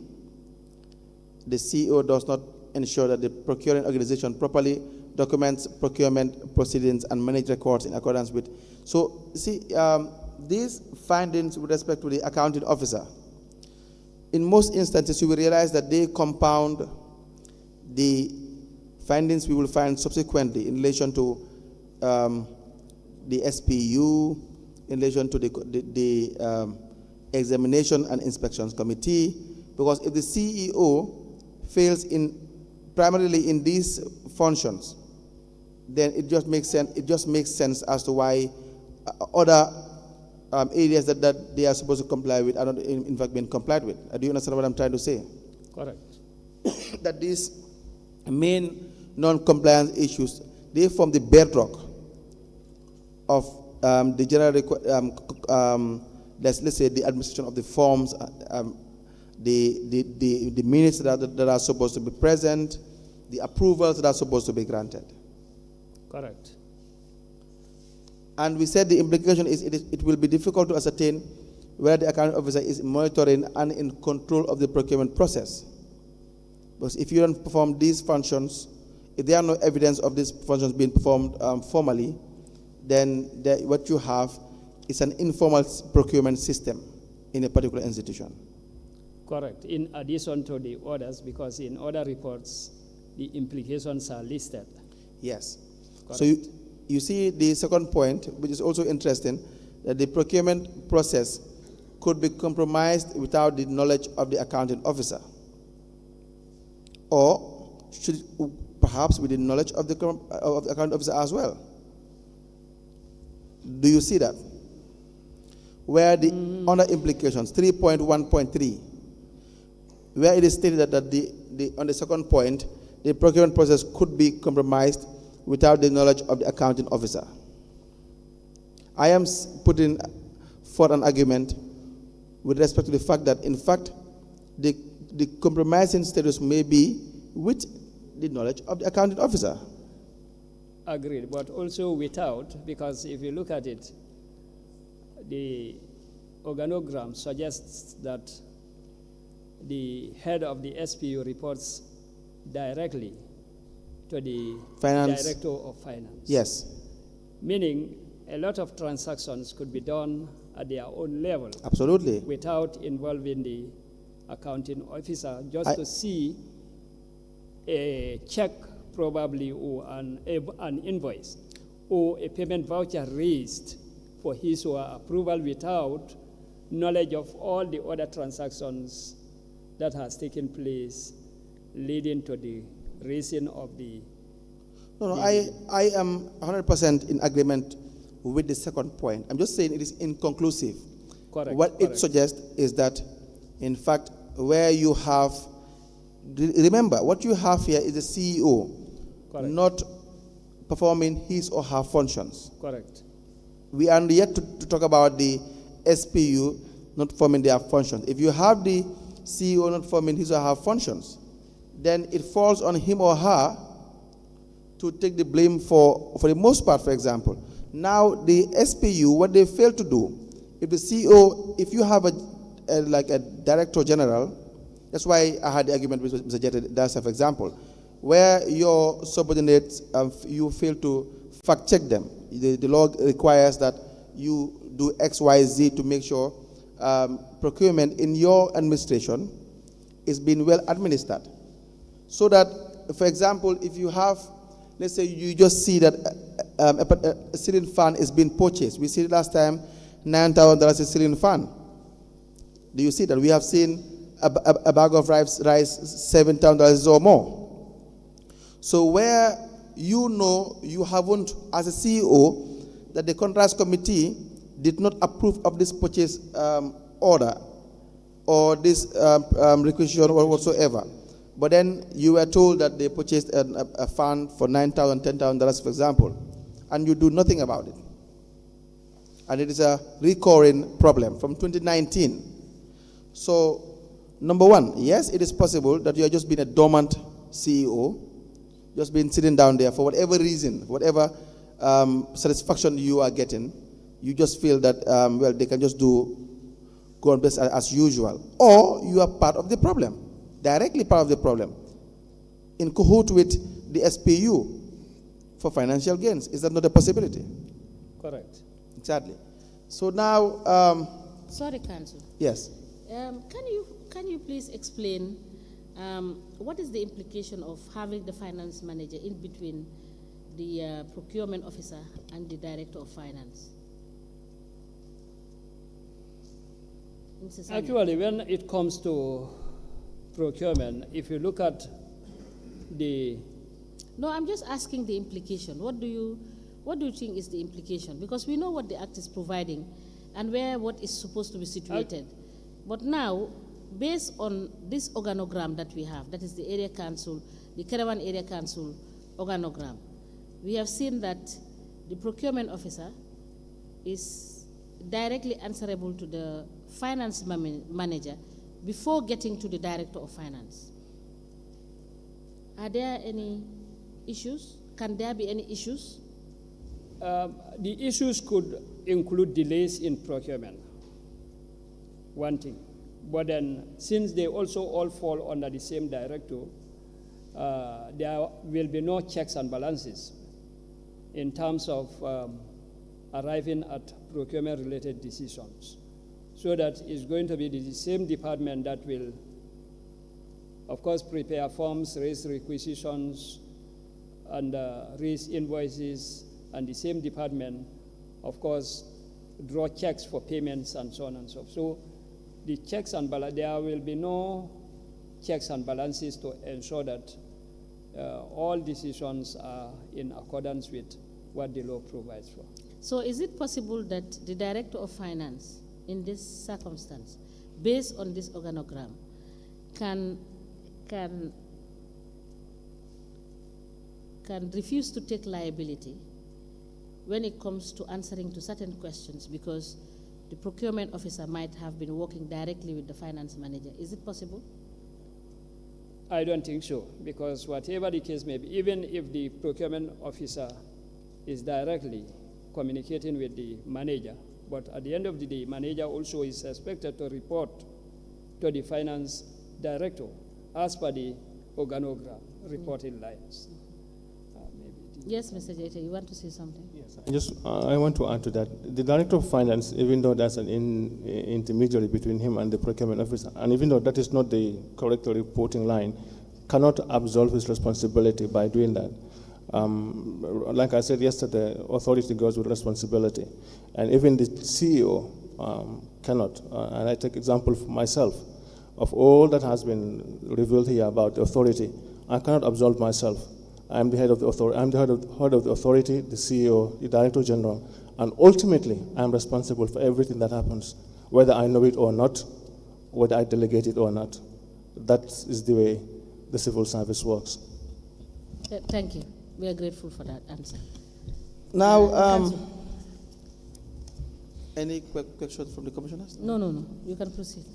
Now, we have discussed the non-compliance with respect to the accounting officer and the implications therein. Again, that is why I indicated to you, Mr. Sanyang, that you will see that for the general findings, it is almost verbatim, it is almost word for word. It is a repetitive findings. Number one, the councils, these institutions, they do not really worry much about what you find that they did not comply with in a certain year, because you come back in 10 years' time, nothing will change. Now, I have gone back all the way as back as 2019. So the non-compliance for the accounting officer is exactly the same, which we have discussed, with in 2022. You will see that there are no minutes of the meetings, there is no appointment of the inspection and acceptance committees. He or she does not ensure that the procurement organization properly documents procurement proceedings. And so when it comes to the undertaking or to the response of the management, which implies that they acknowledge their responsibility and their failures, and therefore this thing will be done in accordance with the act or the regulation. They said in 2019, for the appointment of the contracts committee, the chief executive officer, being the chairman of committee, will write to that effect for the appointment of the committee. First, I don't even know who wrote this, but in 2022, the same thing. The chief executive officer will ensure that the appointment of contracts committee is formalized in writing, and inspection and acceptance committees as required by the act. Again, the minutes of the contracts committee are filled in one file. However, all minutes of the meetings will be filed in each of the procurement transactions file as required. This is in 2022. In 2019, they said the same thing. Minutes of the contracts committee are all filed in only one file, called the contracts committee meeting file. However, it is noted that all the minutes of the meetings will be filled in each of the procurement transactions file as required. In 2019, the same finding. Do you see that? And the same response. You have 2020, 2021, 2 years have gone by, you are in your now third year. The same problem, the same finding, and the same response. How do you see that when you notice or it is brought to your attention some of these disregard to the GPPA's findings when it comes to your compliance review? Actually, I think my DG already spoke about some of the reasons that may have led to these things like this, including what direct contacts and the like. So in addition to that, for me personally, I think it has also something to do with the non-clarity of the provisions of the Act. To me, if you look at the Act, yes, for example, the actions to be taken against non-compliance is indicated.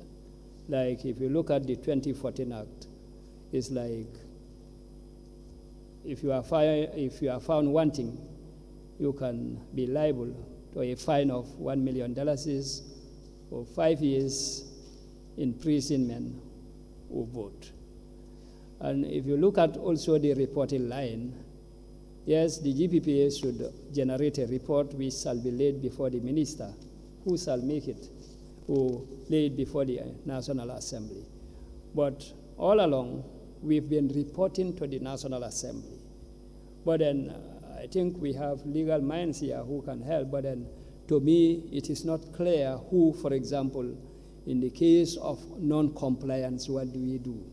Who is to impose sanctions, even though they are indicated? I think Mr. Tambura even mentioned here something like we are toothless bulldogs, something like that. We only bow, but we cannot bite. That is why if you look at the provisions in the 2022 Acts now, actions are clear for non-compliance. At a point, we at the authority feel that we can report to the National Assembly, and based on their recommendations and so on, actions will be taken. Yes, I agree with you. Repeatedly, things are happening. And in fact, if you look at even the compliance levels of most institutions, drops the level of compliance goes down. Why? Because when cases are discovered and the like, nothing comes out of it. But again, I am saying that most of these things are observed and that they are taken care of by the 2022 acts, in addition to other issues like introduction of e-procurement and the like. We feel that whoever is found wanting will be dealt with. At a point, I think I even mentioned here that we also, in case we find some irregularities, we can refer the case to the Auditor General to conduct an in-depth audit exercise to establish issues. So to me, putting all these things together, it seems as if it is not very clear as to who to take actions, how to go about it, and so on and so forth. And we believe that this is what may have led to some of these things, that the non-compliance issues and the continuation, they keep on repeating. Yes, so before I... Can you refer us to the legislation that gives you the authority to take action? There is a provision in the regulation that says fine of 9 years. I cannot remember the section, but I think you can remember it. Yeah.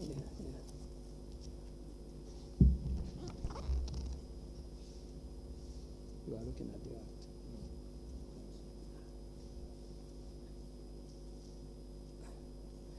Are you referring to the 2014 Act or the 2022 Act? Yes, the 2022 Act. 2022 Act.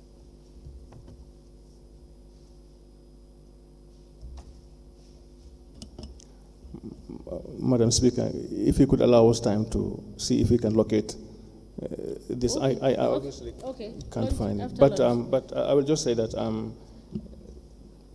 I agree with my director that we have limitations, but we do also have authority. I think we have discussed this before. The debarment section. We have a lot of authority there. And the fine. And a fine. Yes. Yes. So we have authority there. I think there's also somewhere in the act, and I said we will verify this, where I think we can report certain criminal in nature of certain procurements to the Auditor General or the Attorney General. I'm not sure. We'll find out for them to take legal action. I will find out the sections and clarify. But we do have authority to take action. Absolutely. I think we have gone through this already. You are right, Mr. Jaite. We have really gone through this in depth. I don't think there's a need to even really, Mr. Sayang, give that kind of excuse, because I understand your concern. It may be a lack of understanding at some point. That's all right. But we have gone through this explanation. Even the 2014 Act, the reporting lines, the Auditor General, the Attorney General, the sanctions there to be meted. It's very clear as to the fact that when there are violations, even on a daily basis, if a thief comes to your house, you know where to go and report. You may not be familiar with the criminal code, for example, but you know that when someone commits a crime against your person, then you know you have to go to the police. These are just basic things that people know on a daily basis. So if there are violations, we mean there is an infringement to the law. There's a violation means there's a crime. That's simple as that. So basically, now, of course, 2022, the law is probably more in-depth to address more specific issues, but that doesn't mean in 2014 that there was no, at least an avenue to lay out complaints or reporting mechanisms. So, but that was not even my worry, because my point is that has already been discussed here between you and Council in depth, and the reporting lines are very clear. My point is, when you look at 2019, will you agree that there is no effort whatsoever by these institutions to even change for a bit, even for a minute, with respect to their procurement structure. And some very important findings being brought to their attention, let's say in 2019. And I can tell you, these procurement activities, this flagrant violation of the Act and the regulation, they date back as far as the beginning of procurement in this country. There is no regard for procurement rules. You understand? But for the purpose of this investigation, if you see these replies, one will expect that when there is a finding, there will be an improvement. Is that not the case? Correct. When I tell you that you did not, there are no minutes of the contracts committee, the subsequent year, there should be an improvement on that. Correct. But you don't have any improvement whatsoever because there's an intention to defraud the public. That's the simplest way you can put it. Is that not the case? Because most of these people, they will have the qualification, or at least the basic qualification and the training from GPPA. So you don't tell me they are not lay people in procurement. Correct. And the CEOs, they must have risen to a certain level in public service to be appointed as CEO. They should know basic management. So unless and until these violations are occurring once in a while, or maybe they are minor, but these are repeated violations. Correct. And so unless action is taken, they will still continue being repeated every year. Now, the functions of the SPU. Now, can you tell us the team or the staff comprising of the SPU in the year 2022 for Caravan Area Council? That is supposed to be page 12. So the members of the SPU include Fatmata Jete, procurement clerk. Can you please speak through your mic so that we can hear what you're saying? The members include 1, Fatmata Jete, procurement clerk, and the qualification is GPPI certificate and diploma. 2, Bubakar Minte, assistant procurement clerk, and the qualification is GPPI certificate. Now, the non-compliance are also the same, exactly the same. But then again, the most important, not even the most important, but one of the non-compliance that we keep talking about is the fact that there are no market surveys.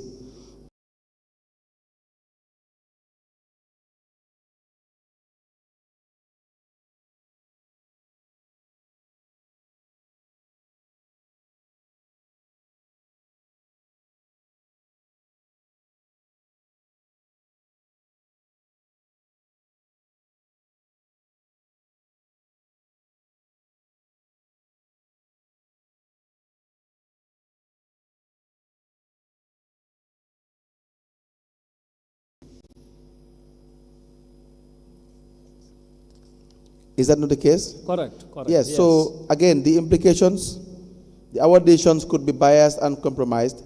There is a risk that the wrong goods may be delivered. When you say the award decisions could be biased and compromised, are there in fact award decisions from what we have gathered? That is why the authors, I think, use may, in case there are award decisions based on the facts or the findings, these decisions may be biased, if there are. Yes, in fact. And they have been awarding. Yes, they have been. They have been awarding. Yes. Without these requirements being met. Yes. So if they have been awarding without the requirements being met, those award decisions are likely to be biased. Exactly. Now, there is a risk that the wrong goods may be delivered and cannot be accountable. The wrong goods may be delivered and cannot be accountable, or cannot be accounted for probably. Accounted for, yeah. Now, one sentence, two different possibilities. if you have the wrong goods being delivered, they will probably be accounted for.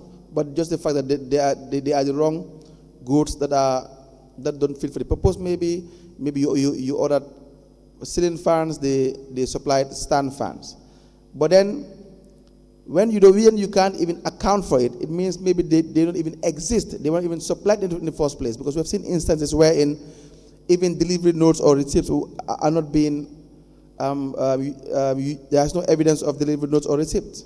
Correct. So the accountability here would probably suggest that in fact delivery may not even take place. Correct. Yes, so let me just ask Mr. Sanyang. So it will be correct to assume that there is conflict in the assessment made on the points on the compliance and non-compliance. That is on page 12.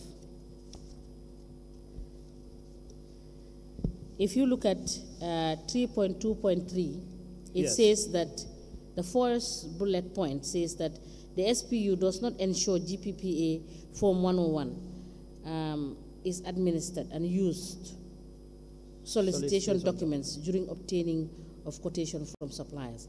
So does that not run contrary to what is said under 3.2.2? 3.2.2. Because that is the basis of procurement, right? Yes, yes. So does it not run contrary to everything that you have said on the compliance?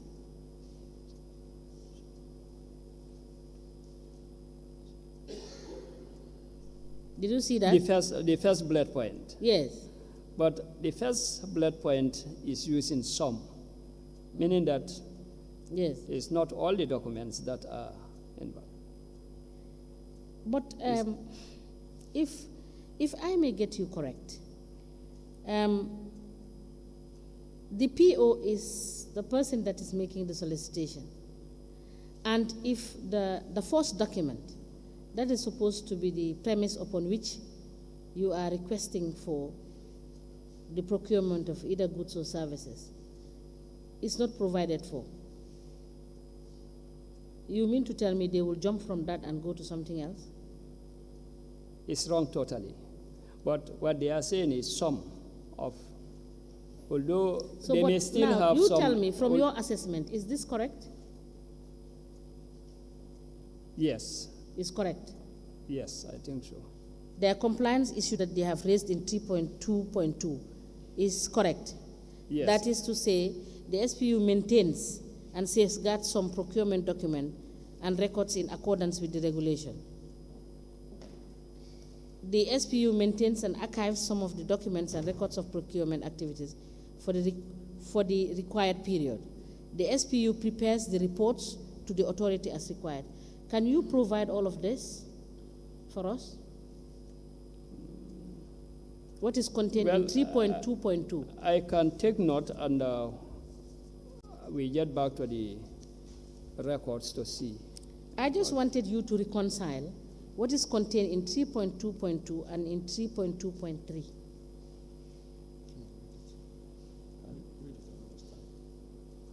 In 3.2.2, compliance.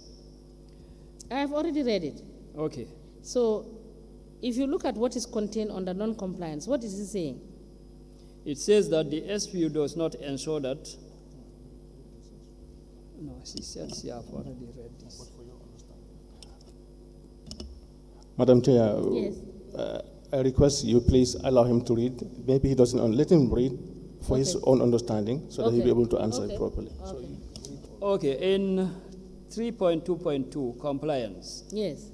The SPU maintains and safeguards some procurement documents and records in accordance with the regulations. Point 2, the SPU maintains and archives some of the documents and records of the procurement activities for the required period. And point 3, the SPU prepares the reports to the authority as required. Now, when you come to 3.2.3, that's the non-compliance. The SPU does not ensure GPPA Form 101 which is the request for quotation, is administered and use solicitation documentation during obtaining of quotations from the supplier. Now, that is exactly my point. Did you see that? yes, I have seen that. Okay. Yes. 2, the SPU does not publish notice of award. I think your contention is, one of contention is the first point, and the first points of the points under compliance. The first point is maybe contrary to what we have in the first point under compliance. I'm listening. So to me, if you look at point number 1, and again, let me say that we are not defending or whatsoever, but if you look at point 1, it is saying that some documents, procurement documents and records were not kept. They were not kept. If you look at point 1 of non-compliance, the report is specific to 101. So what I am saying is, they are saying that under compliance, they safeguard some. The ones that they safeguard exclude the Form 101, which is now reported under non-compliant. But how do you analyze the second part of the sentence, which says unused solicitation documentation during obtaining of quotations from suppliers? Now, what they are saying is, we agree that Form 101 is very important, but it's not being used. And that Form 101 is the solicitation document, is the request for quotation, which is not being used. But under compliance, they are using some forms, but the forms that they are using do not include Form 101, which is very important because it's the solicitation documentation. So, okay, in conclusion, Mr. Sanyang, there is no conflict between 3.2.2 and 3.2.3. Is that your evidence? That is what the report suggests. And that is also your evidence? You are the expert here. Yes. The report can say one thing. It can be my evidence based on the report and the findings by the review team for the authority. Yeah. Yes. So now, to be very clear, what is your conclusion? There is no inconsistency? To me, based on what the report is not consistent. There is no consistency. Okay. Inconsistency. We will take that. You can proceed. Madam Speaker. Yes. Madam Chairman, can I just ask him, can you clarify? You said 2 words. You said consistency and inconsistency. Which one? Which one? Pardon? Can you come again? He said 2 words at the latter part. He said consistency and inconsistency. I just want to clarify. Yes. There is no inconsistency. There is no inconsistency? Yes. Okay. We note that. Okay. Yes, Council. Yes.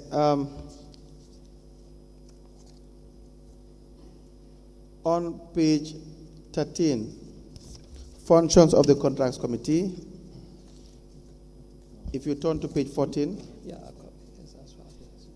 the members of the Contracts Committee would be Samba Lee, CEO, Abdullah Khan, Finance Director, Fatoumata Jaite, Procurement Clerk, Alasana Keita, Director of Planning, Alaji Pane, Councillor, Alaji K. Saho, Councillor, and Alpha Khan.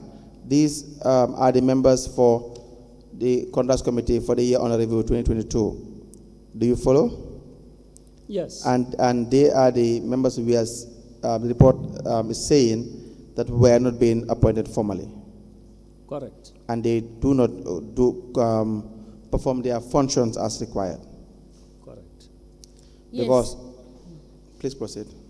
Yes. Mr. Sanyang, how do you reconcile the point on the page 13, which says the SPU does not prepare contract documents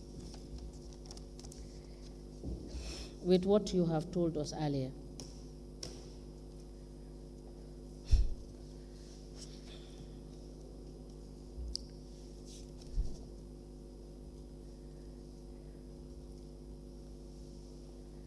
On the findings. Page 13. Yes, page 13. At the very top of the page, it says the SPU does not prepare contract documents. Like I said earlier, procurement is a process for every transaction. We understand that. Yes, Yeah. I'm coming. Yeah. For every transaction, there are documents at every stage, including requisition and so on and so forth. And when when an evaluation is done, No, just listen to me.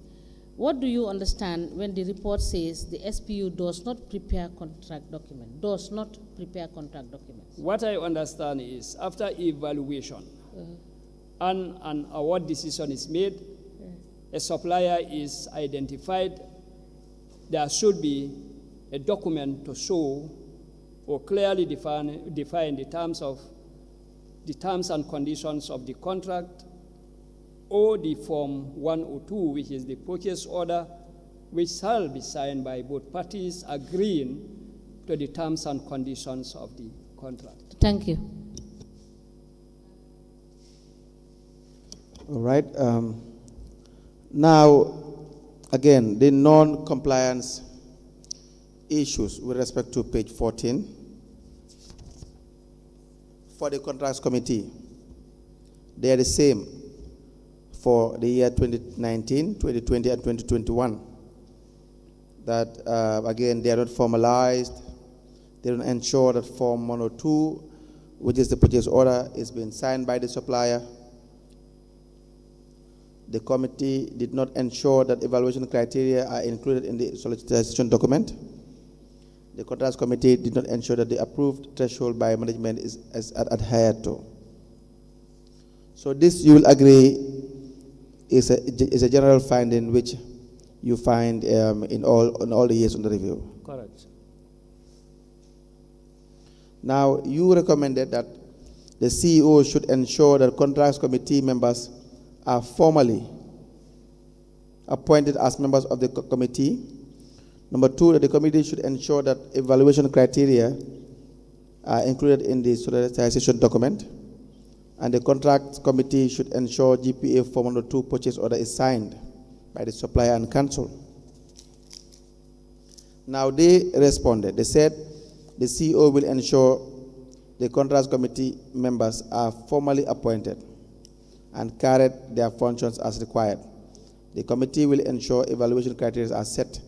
So this again is a total repetition of what you see in 2021, 2020, and 2019. Will I be correct to say that? Correct. Now, on page 15 still, functions of the evaluation committee.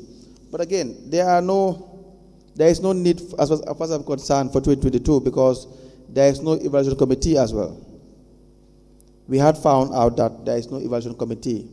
Is that not the case? Yes. And the same applies for examination and receipt committee on page 16.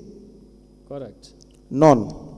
Correct. So the same implication, same recommendation, and same outcome. Is that not the case? Correct. Records keeping of the procurement activities on page 17. Same thing. The PO does not maintain a comprehensive and individual file for each procurement activity in contravention of the Act.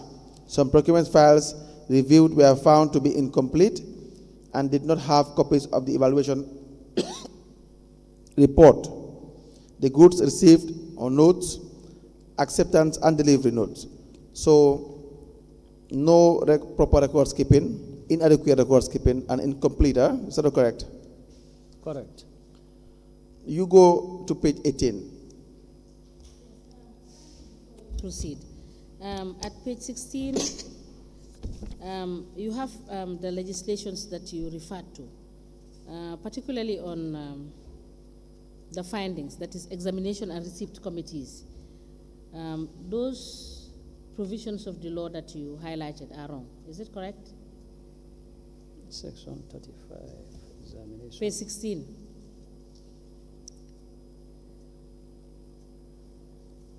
You said examination and receipt committee, that is paragraph 6, and you have findings.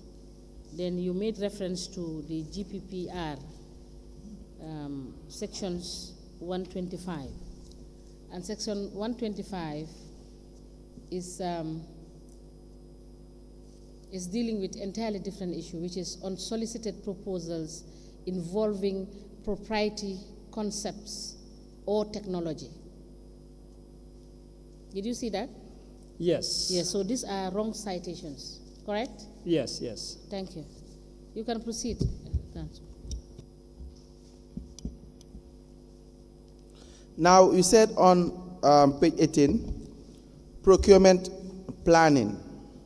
The findings are that, well, should this be a finding, or should just this be the highlight of what the law is? When you say that findings, section 29 of the GPA Amended Act 2018 declares that a procuring organization shall engage in procurement planning with a view to achieving maximum value for money in public expenditure and the other objectives set out in section 3 in accordance with the applicable budgetary procedures. This is not a finding, right? It's Correct. not. It's just This is what the position of the law is. Exactly, yes. With respect to having a procurement plan. Correct. Now, you have under compliance, the PO has sent annual consolidated procurement plan for the period under review as stipulated in section 29. Now, you have the procurement plan and a possible addendum to the procurement plan, which will be the consolidated procurement plan. Is that, will that be correct to say? Yes, that is what the report suggests. Yes. So this consolidated procurement plan, is it approved? Do you know whether it has been approved by the procurement authority or not? Because we have seen instances wherein there would be a consolidated procurement plan, which the report will highlight that it has not been approved by the procurement organization. Do we know whether that is the case for this one? It's not indicated in the report, and unless I find out, I cannot. Please do, because any procurement done on any addendum or any consolidated procurement plan should be approved by the organization. Is that not the case? Correct. The subsequent one will be pre-qualification and registration of suppliers. I can tell you without even reading that they don't abide by this requirement as well. So they said, as the PO does not carry out a pre-qualification procedure to determine an approved list of registered suppliers as required by section 23. So they only rely on GPPA authority to invite quotations or single source procurements. However, some contractors awarded were found to non-register, to have not registered with the authority for the year under review.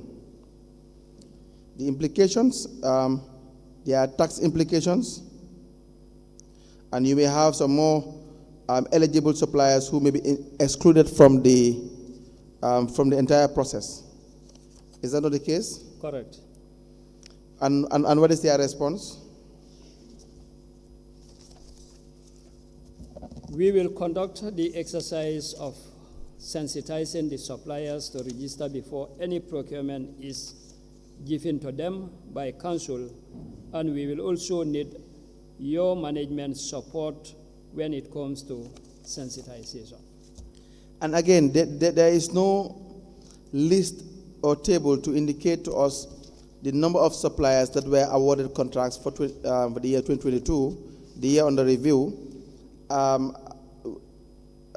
without having prior registration from or with GPPA. Why is that the case? I think it's a shortcoming by the reviewers. It should have, because the report may suggest two things. Either they have not seen any case in which a supplier, They have. a non-registered supplier, They have. They said, which is not the case in this. exactly. So they should have, the team should have provided a The list list. of suppliers that are being awarded and are not registered with the authority. Under specifications, during the review of the procurement process, we observed that some transactions had technical specifications that were in accordance with GPPA Section 25 and so on. However, technical specifications were not generated in most of the requests for quotation and single source procurement. You have non-compliance. The Caravan Area Council did not develop detailed specification in some of their requests for quotation and single source transactions. You said value for money would be the implication, quality could be compromised, awardation is likely to be discretionary instead of responsiveness. These are all repetitive findings.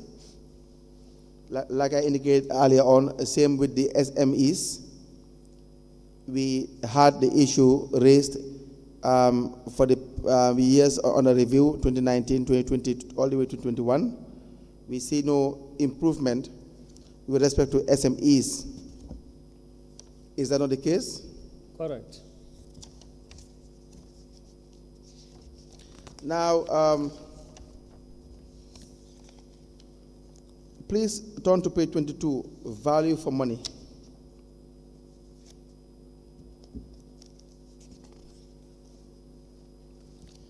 The non-compliance, no inspection and acceptance committee. We've already talked about this, about the fact that it is a recurring problem. Am I right? Correct. You have the supplier's performance reviews are not carried out to inform future improvements. Same problem. No evidence of contract management team in place. Same problem. Correct. Now, it's better we now move on to chapter 4 with regards to the specific findings. The first one, please proceed. Mr. Sanyang, is it an occurrence with the councils that the staff of the council collects quotations?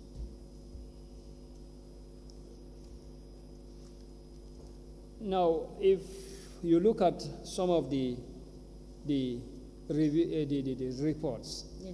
it is clearly indicated that you have non-staff of the council involved in procurement. And these non-staff of the SPU could be the councillors in some cases. No, I'm not getting your answer direct. Can you tell me whether that is an occurrence? Yes, it happens in some cases. Okay. Thank you. Any other question before I proceed? Yes. So the first is the procurement of hiring of tractor, $100,000 from one Iliman Mbai or Tijan Nyang through single sourcing. Non-compliance, the procurement documentation such as GPPA Form 100, receipt and 003 were attached as stipulated. The procurement is above the thresholds. But I take it that considering what we have with respect to the fact that there are no contract committee meetings, once you don't have that, you will not have evidence of approval of these procurement transactions. Correct. Yes, so you have highlighted that as a general finding. As far as I am concerned, they exist in all of these transactions as well. Because it is specifically outlined that the contracts committee, they don't have minutes of their meetings. Is that not the case? Correct. So if you don't have minutes, you can't provide evidence of approval of procurement transactions. Correct. So this particular procurement of $100,000 through single sourcing is not only above the threshold, but was not even approved.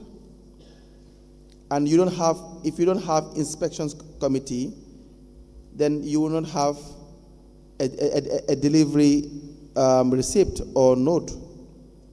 Correct. And the law provides that if you are using any transaction or you want to conduct any transaction above a particular threshold, it must be subjected to the authorities' approval. That is GPPA. Exactly. So apart from the requisite forms that are missing, the minutes and the evaluation and so on, minutes of the contracts committee agreeing to what they intend to do, the procurement of such amount should must have be approved, been subjected to the GPPA approval before they proceed. And that is the entire crux of the argument. Because if you don't have a contracts committee minutes, you can't find any documentation with respect to whether, in fact, the contracts committee sat over this, discussed it, and approved it. Then you will naturally not have an application for an approval. Because an application for an approval will presuppose that there's, in fact, a contracts committee deliberation and decision being made for that particular procurement before they will finally send an application for approval. Will that not be the procedure? Correct. So the second one is the procurement of spare parts.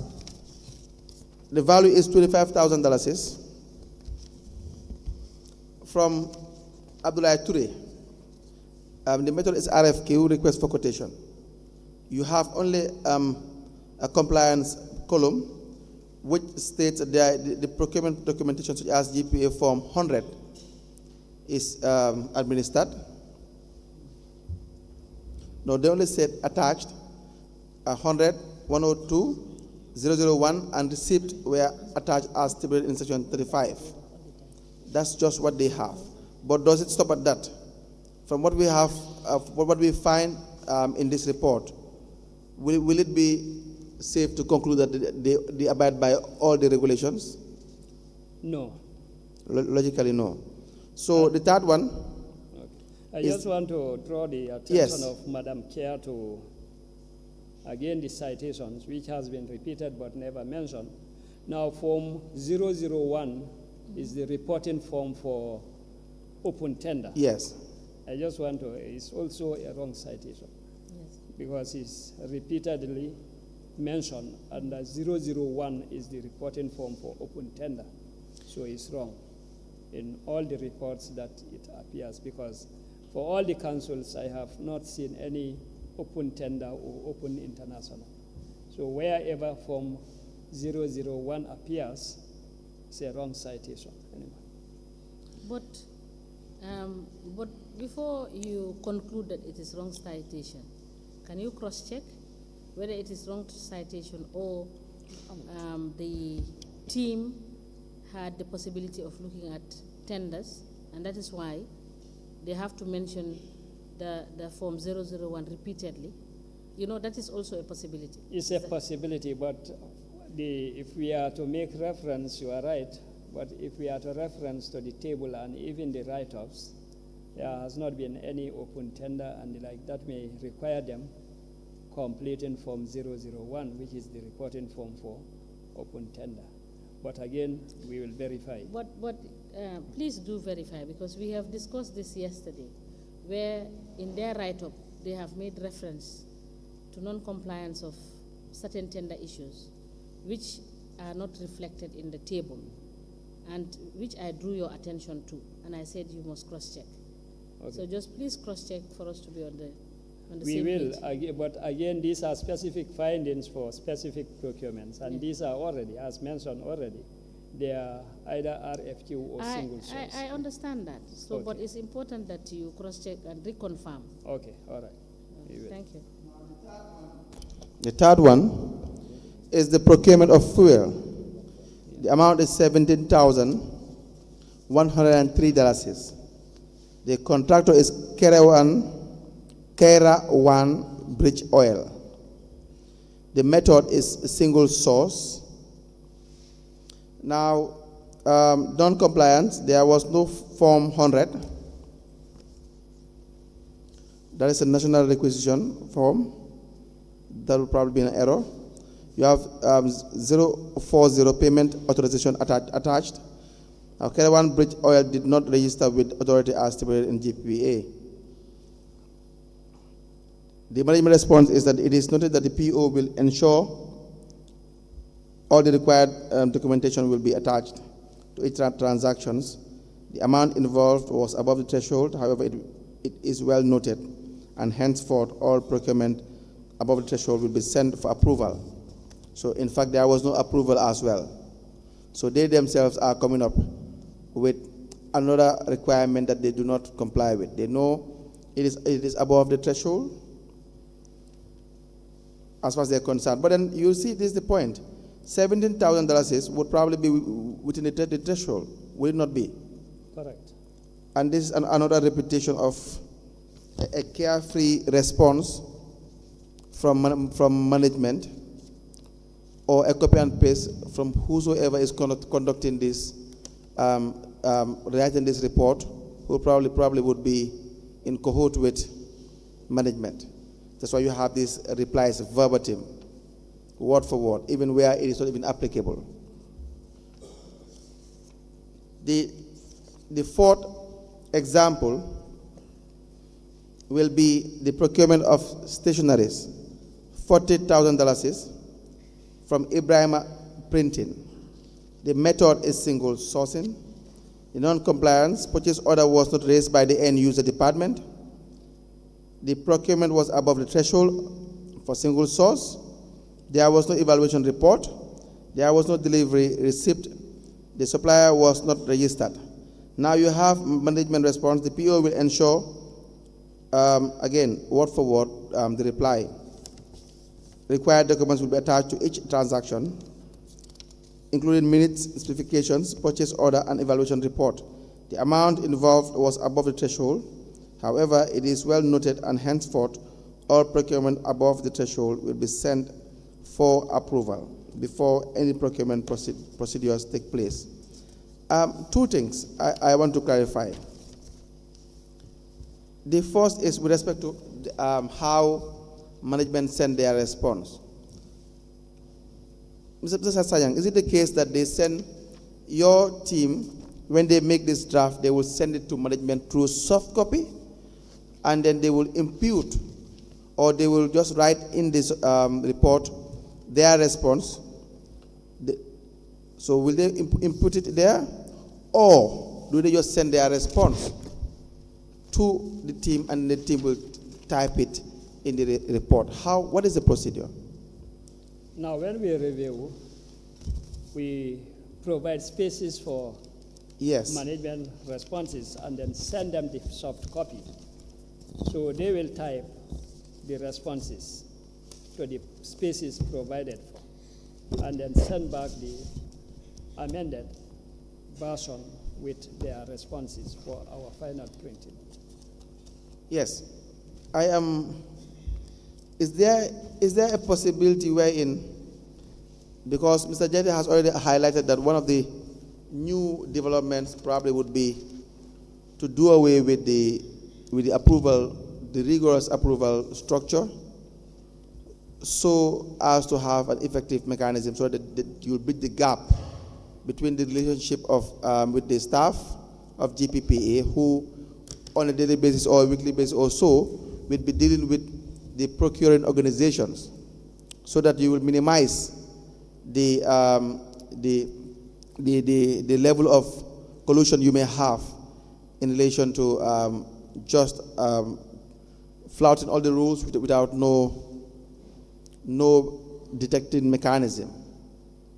So again, since that is not in place yet, is it a possibility as well that someone can just sit in their office, and because of your relationship with one particular organization, you just decide to type their responses, because they have been sending the same response over and over and over again. So you have a good relationship with them. You just fill it for them, and that's it. Is that a possibility? Yes, it's a possibility, but I don't think it's happening, because all the responses, just like this one, as we could see, the original document submitted was a draft, And when we contacted them yesterday, they sent the final document to email with all their responses. So it is possible, but it's not happening. It's not happening. No, I don't Yeah, think so. Council, I believe it's past half past. It's time for us to break for prayers and lunch.